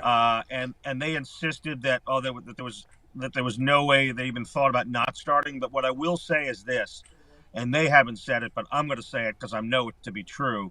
The leash is much shorter this Sunday in Cleveland than it certainly was in Week 1. If they go out and they're anemic on offense for the first quarter and a half, 2 quarters, you're going to see Mike White in there because they're going to need to spark. There'll have to be some sort of act of desperation here because this is a team that's very, very offensively challenged, has been. But they have a lot of new talent that they brought in that they didn't use last week that much, which was very odd to me. So, they brought in C.J. Uzomah from Cincinnati, that who you guys are familiar with, is a pretty good player, and he got no targets, the tight end, all day the other day. Garrett Wilson from Ohio State, who again you guys are probably pretty familiar with, who's a dynamic talent. They didn't play him as much as I thought they should have played. I think they should get that ball in his hands as much as they possibly can. So, I think they made some strategic mistakes against Baltimore. I think they were kind of paranoid about the pass rush, which they certainly are this week against Myles Garrett and company. So it'll be interesting to see, whether they're able to have the time, because Flacco obviously has no mobility at all, to get the ball out, and to these skill players. Marco, I talked to someone who does the Locked On Jets, and we had a conversation, and we were kind of comparing notes. He said, we're kind of where Cleveland was at one point in time, in a sense, because the guys that they draft high they're not getting the kick that they want from them. They're not getting the spark that they want from them. I mentioned a guy like Quentin Williams. He played really well last week. I think his PFF grade was in the 90s. He played well, but overall, is the fan base a little tired, or they have a little angst about their top guys that they're drafting not being productive or not panning out as much as they would think?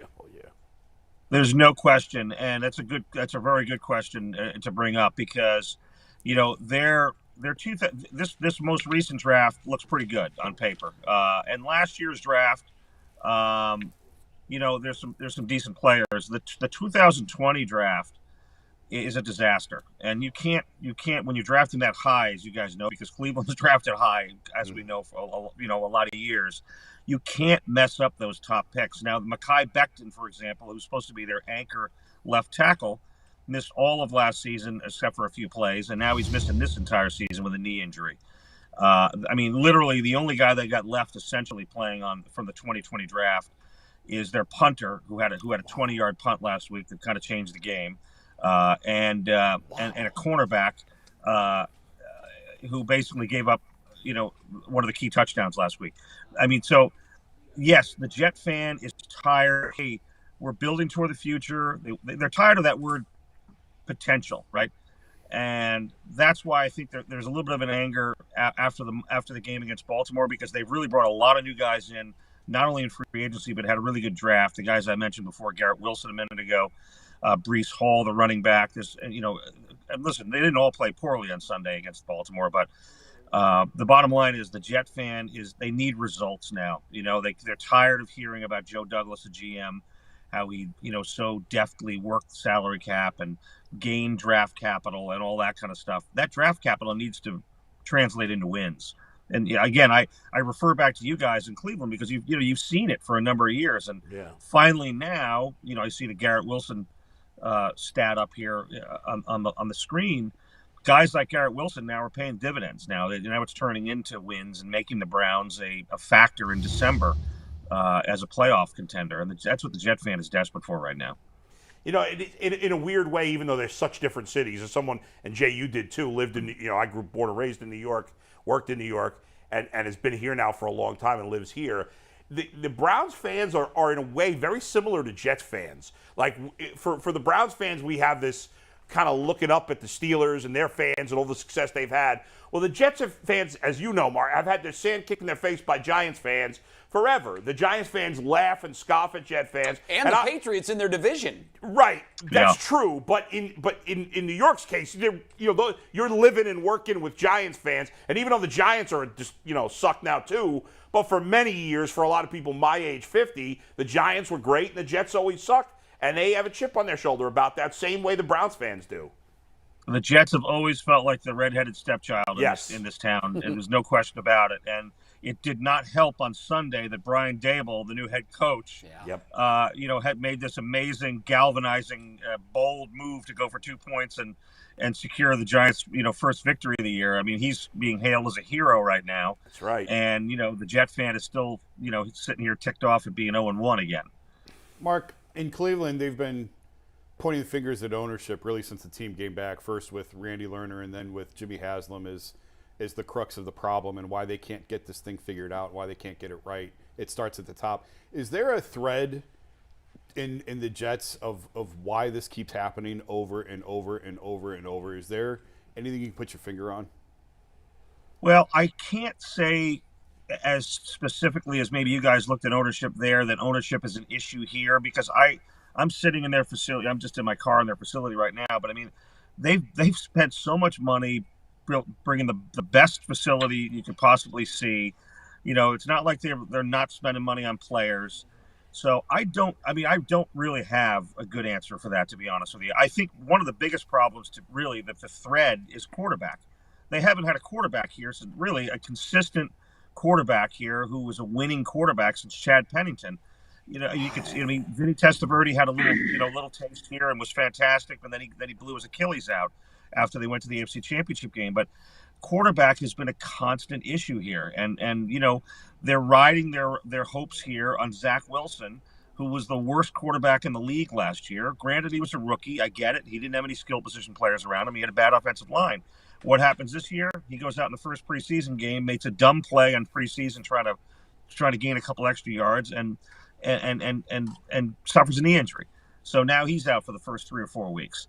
And now they're looking at Joe Flacco, who's 37 years old, who I have a lot of respect for. But my God, he looked like a statue last week. And I mean, I fear for Flacco if that offensive line doesn't play better this week against Cleveland, because obviously you guys know what kind of defensive front you have. I mean, it's a top 5 defensive front easily in this league. So, and the Jets playing, with an offensive line that's got a rookie at right tackle and George Fant at left tackle, who they just moved from right tackle because Dwayne Brown went down. So there's just like all kinds of issues down here. There's always seems to be issues, but the quarterback is the common denominator every year to me.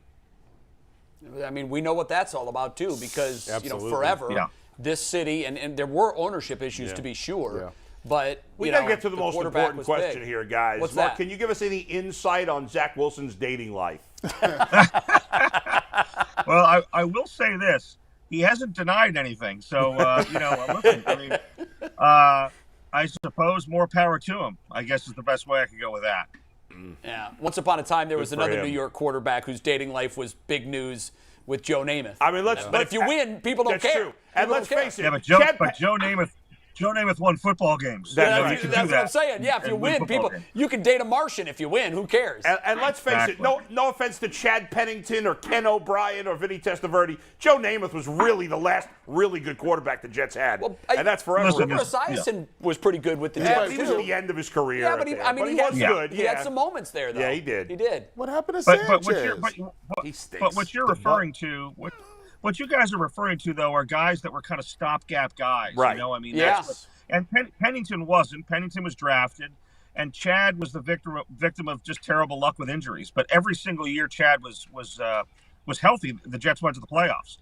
But yeah, I mean, Vinny had an amazing year. I mean, that '98 was magical. And and then it was over the next year when he blew his Achilles out.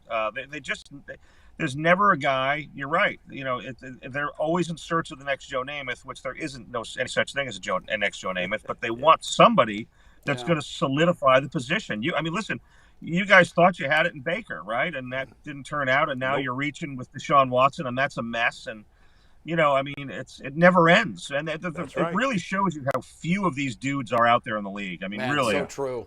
Yeah, it's amazing. Amazing the lack of really proper, long-term answer at quarterback. So there's so few of them. Yeah, it's a quarterback league, and if you don't have one, you're on the outside looking in. Mark Cannizzaro of the New York Post.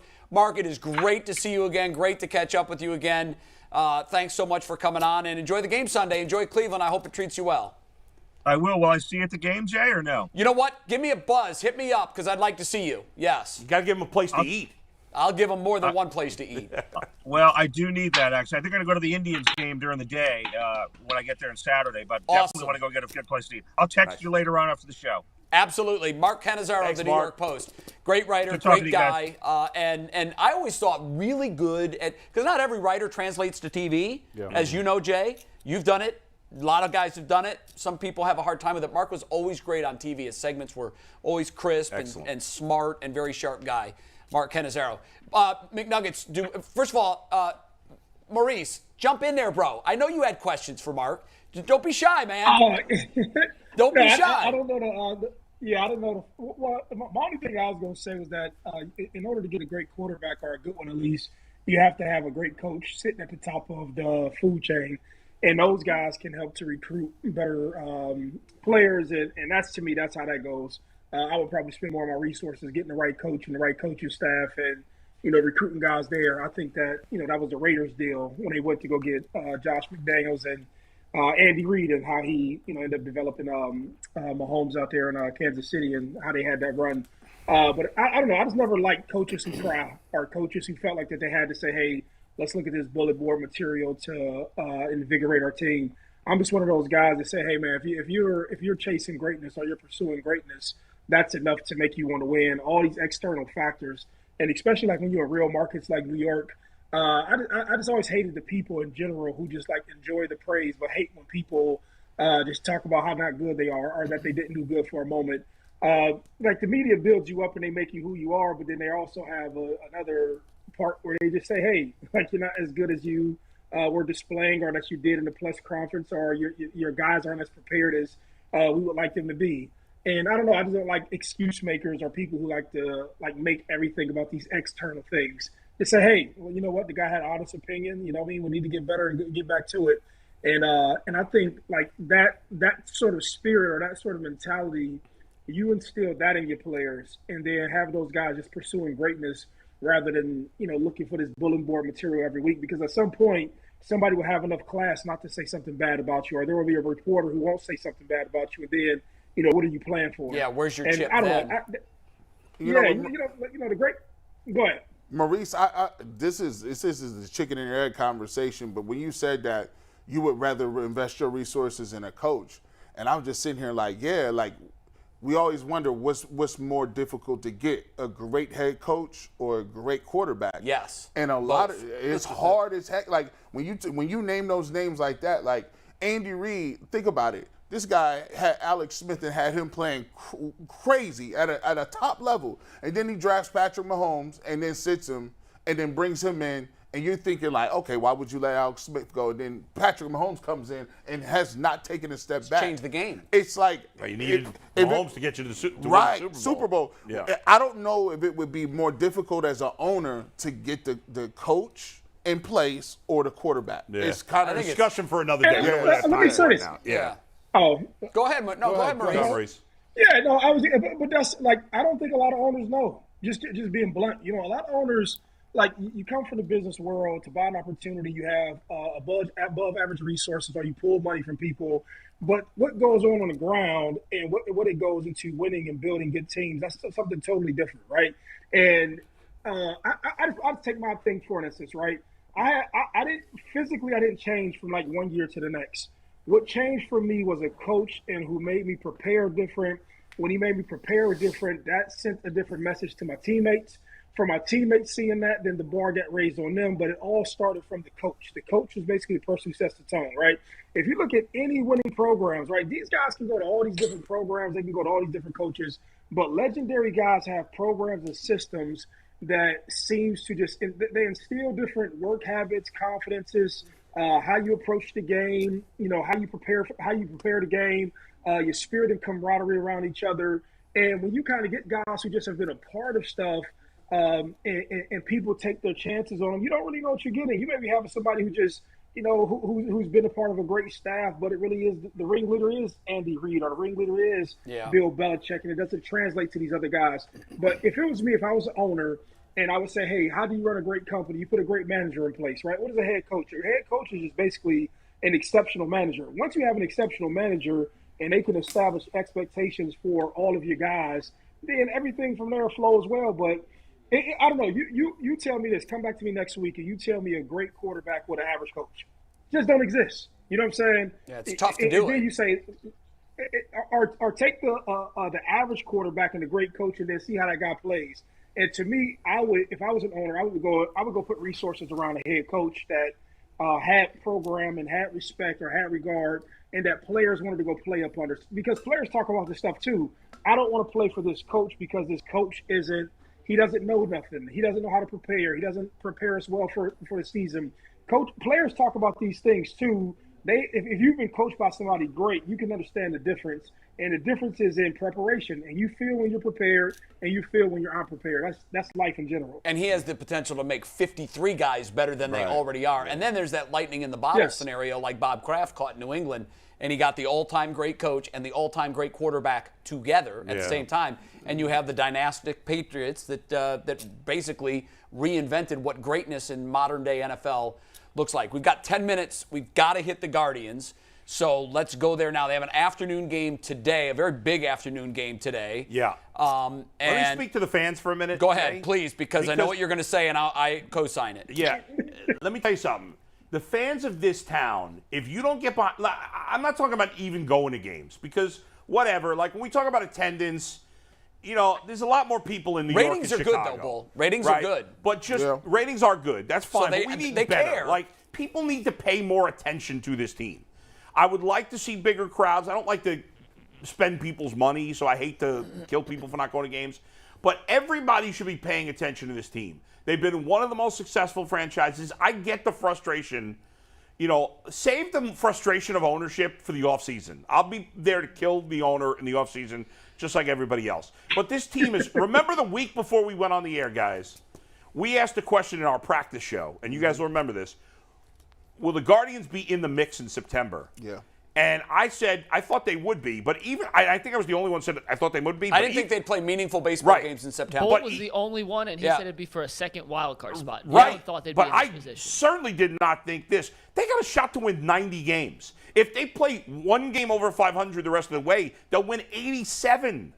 Okay? This team's going to win close to 90 games. This team had no business winning 90 games, but they have great leadership with the front office. They have great leadership with the manager, and almost more importantly, they have great leadership with their best player. Jose Ramirez is a perfect example. We talk about Nick Chubb all the time. What a perfect example he is. And he is.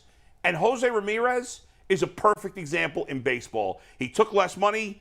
He hustles his ass off. Plays hard. He runs the bases great. There's no flaw in his game.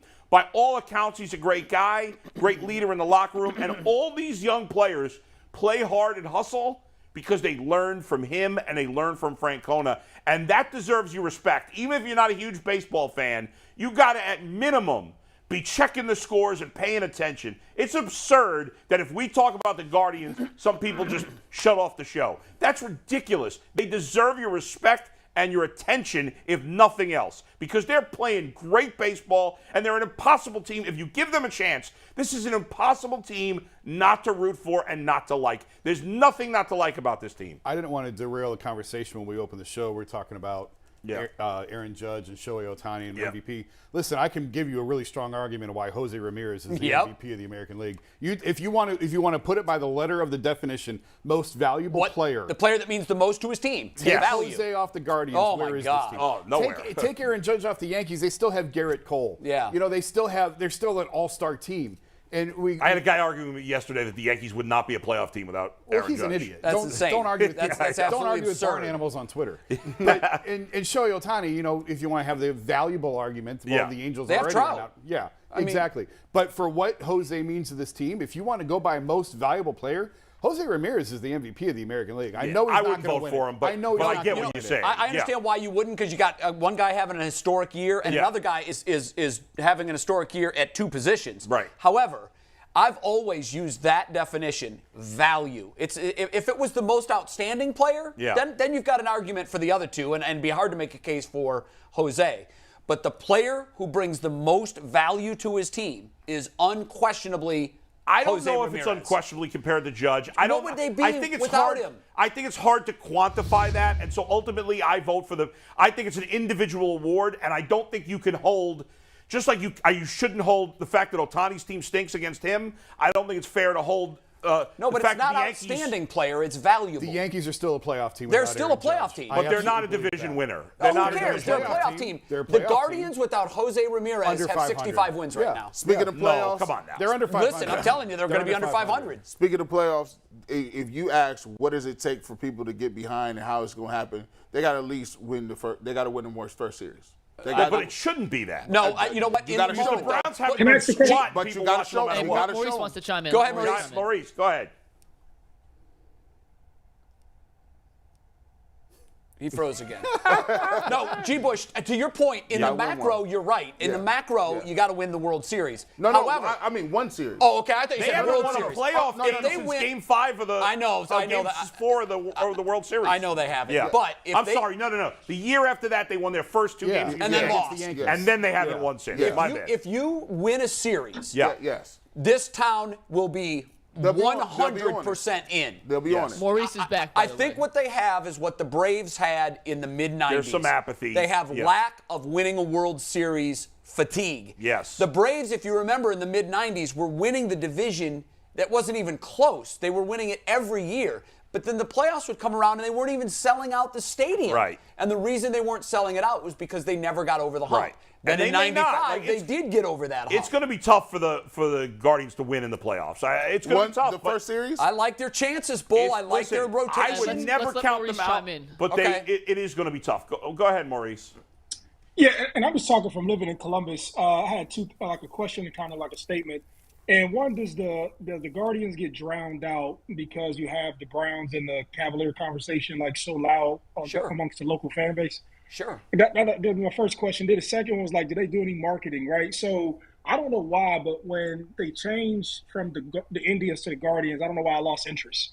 I don't know. I don't know if that's a popular thing to say, but I don't know why it just didn't click in my head. You're not alone. You're not alone, Maurice. Yeah, you're not. Yeah. But that's just. I mean, I get it. I get some people feel that way. To me, I don't think you're saying that because you're offended by the name change.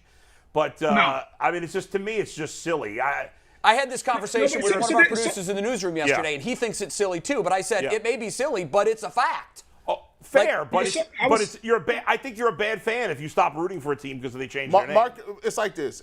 Have you ever watched a show? You watched a television show, sitcom, whatever it is. You loved it to death. They killed one of the characters off, and you just said, "I can't do it no more." But they didn't kill the character. They just changed it. No, but they they changed did. the name. That's drastic. That's the character of the Guardians. When you talk about it, when you say the character, like the logo, the name, that was in Major League was a huge part. When I watched I Major hear League- you, but to me, it's pointless at this point. We've all debated this and talked about it. It's done. I know, you but want you to sit and can't- cry about it, and you beer than do that. You're a But bad fan. To Maurice's, I'm sorry. to Maurice's point, and this Yeah. is the exact debate I had yesterday in the newsroom Yeah. with one of our producers.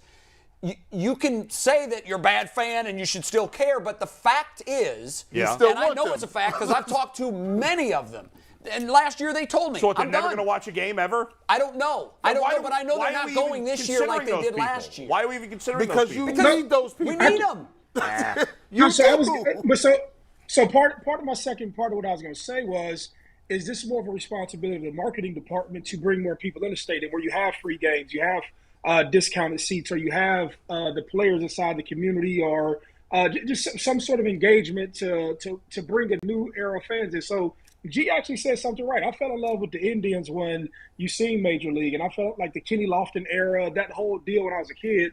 I just remember that. And then can you recapture that moment for just a younger generation? And baseball isn't that interesting towards a lot of people because you don't see it on TV all the time. It's like the stopgap between when basketball season is done and then when football season starts, and you'll watch it if it's the World Series are interesting. But maybe just from a local standpoint to generate interest, do you have like that marketing piece to connect to the local community to revive people? I don't know. I mean, it is a good value, ticket-wise. It's a value, but to his point, I know that everybody says, well, discount the tickets. You can't, because if you discount the tickets, the people that are paying high dollar for those tickets aren't going to pay for those tickets. They'll just sit somewhere else for a discount. It's a really tough spot. But it is a good value compared to the other teams and compared to most baseball teams. But when you add in the parking, the concessions, and everything else, the parking is absurd. Crazy, and it is what it is, and it's gouging. So the spot that I would pay $4 for on a normal day is $30 when there's a Guardians game. It's a barrier to entry for a lot of fans, and they're not going to do it. And we don't have public mass transit like that drops you off there. Right. So to your point on the marketing, the one thing I will say that I've heard over and over and over again from former season ticket holders for over a decade, and they didn't renew, and I'm having conversations with these people, and I'm asking questions, trying to figure out, well, what's in this person's mind. The one thing I've heard over and over and over and over again is the fact that the core fan base for any sports team is its season ticket base. They were never talked to. They were never consulted. They were never asked what their opinion was. There was never a town hall. What do you guys want to do? But the reality, Jay, is that the people that are not watching or going to games because of the name change, we're not going to go no matter what they change the name to, because they don't care about. You're right. They don't care what the name was. No, here's what I'm glad you brought that up. What I've heard overwhelmingly, and Jason, correct me if I'm wrong, because I'm sure you've talked to these people too. What I've heard overwhelmingly is it's not because it's the Guardians, it's because it's not the Indians. Yeah. That's what I've heard. Right. So it wouldn't matter who I'm not talking about what should we name the team. I'm talking about that's the cart before the horse. The real question is, do we change the name? Right. And the Braves and the Chiefs listened to their fan base, who spoke loudly and clearly, don't do this. Okay. And they both made the right decision, in my view. They didn't change I don't agree, but I know you don't, but it is reality. People Jason has a final take that we need to give the full amount of time to. So wonderful. I want to get my stuff in that I have to get in real quick. Okay. And Jason, you can take it away, and we can see what happens after. Great. But Joe Thomas is getting inducted into the Browns Ring of Honor this weekend, Wonderful. which means DeQuell Jackson's Alongside in town. Cade York. And Cade York. But that means DeQuell Jackson's in town for that as a fellow Browns Ring of Honoree, meaning DeQuell Jackson on the set tomorrow. Whoa. And I got a game for y'all. Jason, I kind of told you about it. Don't give it away. Might be my best idea yet. Wait, Jason gets to know about it and we don't? Oh, he's not here tomorrow, so Okay. we can't play. Will we like it, Jason? Yes. Okay, good. It's good. And we're going to play with DeQuell, and we're going to laugh at Anthony at the end because you'll see. He'll misspell things? It's great. It's amazing. Anthony will never be an English teacher or a copy editor. Yeah, I know. But we'll laugh at that. It's a great game. Also, keep buying the T-shirts. I'm rocking the face T-shirts, which you guys can't see from this angle, but if you haven't got your Cleveland got to get them. They're selling hot. Yeah. They're going hot. I've had people ask how you get it. And also, post-game show on Sunday, right after with 2-minute warning, we'll be on. Make sure you're there for that. We will be part of it. We're not going to miss anything.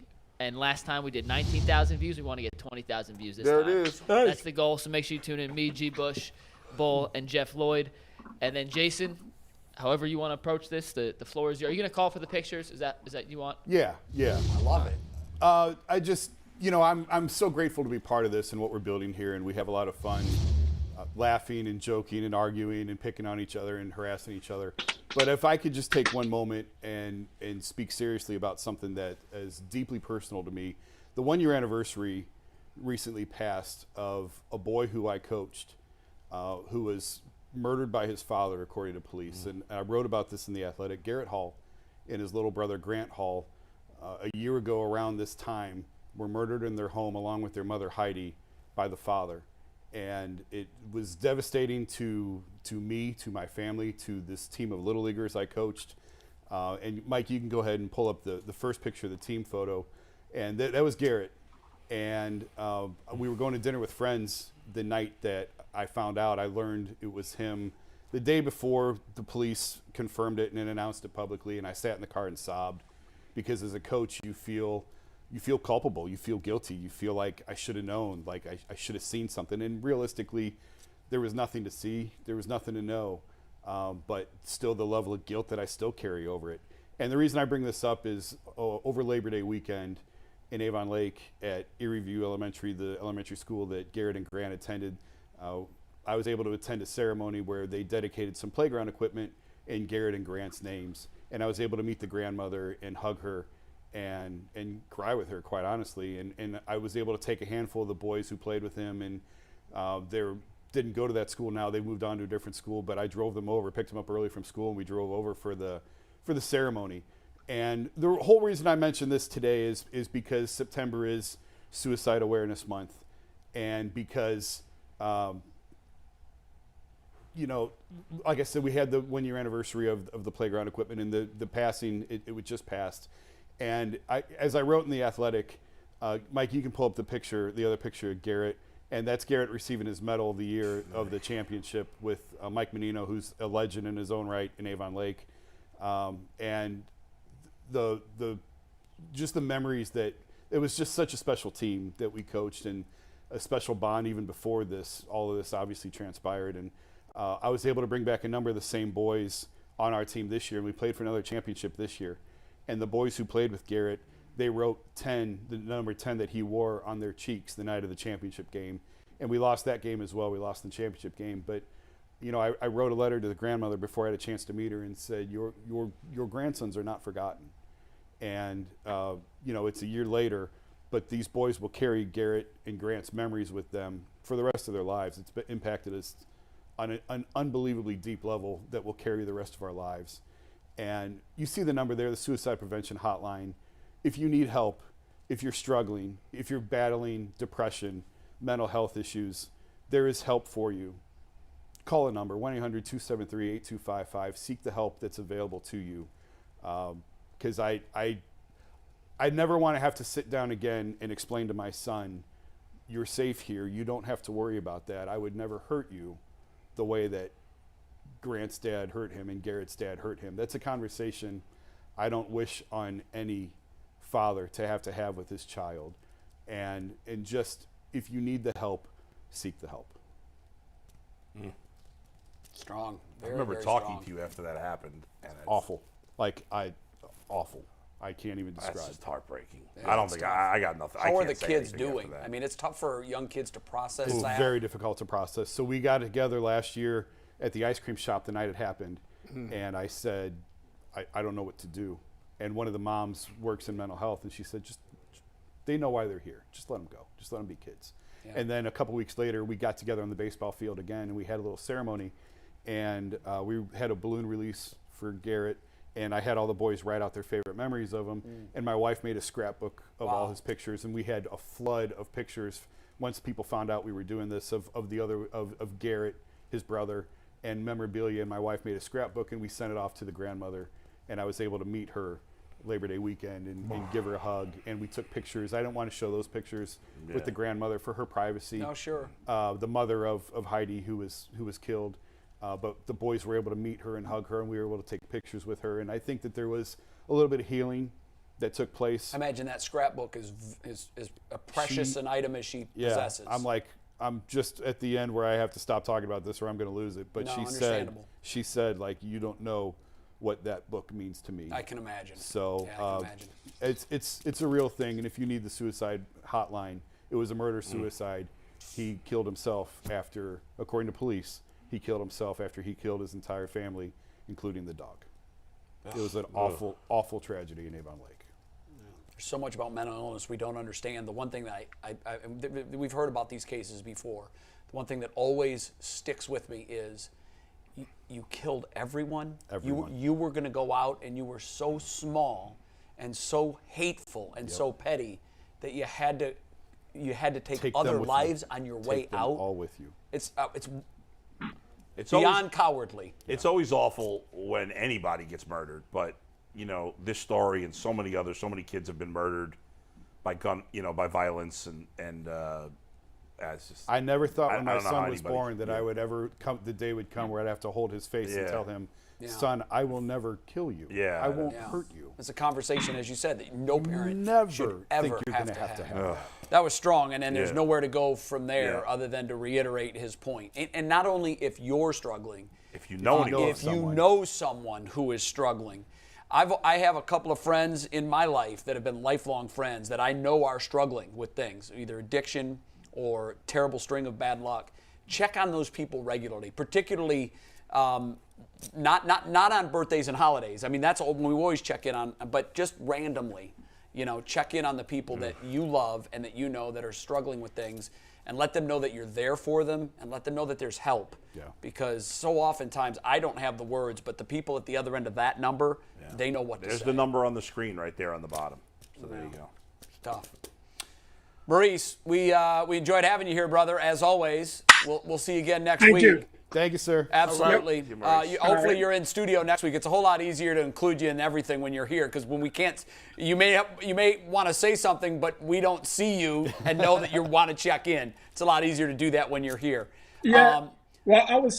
I have a baby on the way, and I was at the doctor's office prior to. So. Oh, congratulations again, brother. There you go. Congratulations. Well, you had a good reason not to be here then. Yeah, that's right. Hey, that's right. So imagine me telling her, I'm going to the sports show and not to the doctor. You made the right call, brother. We are out of time. We're taking a 22-hour break. We're back tomorrow on the Ultimate Cleveland Sports Show. We have DeQuell Jackson in studio. We will see you then. Thanks for watching.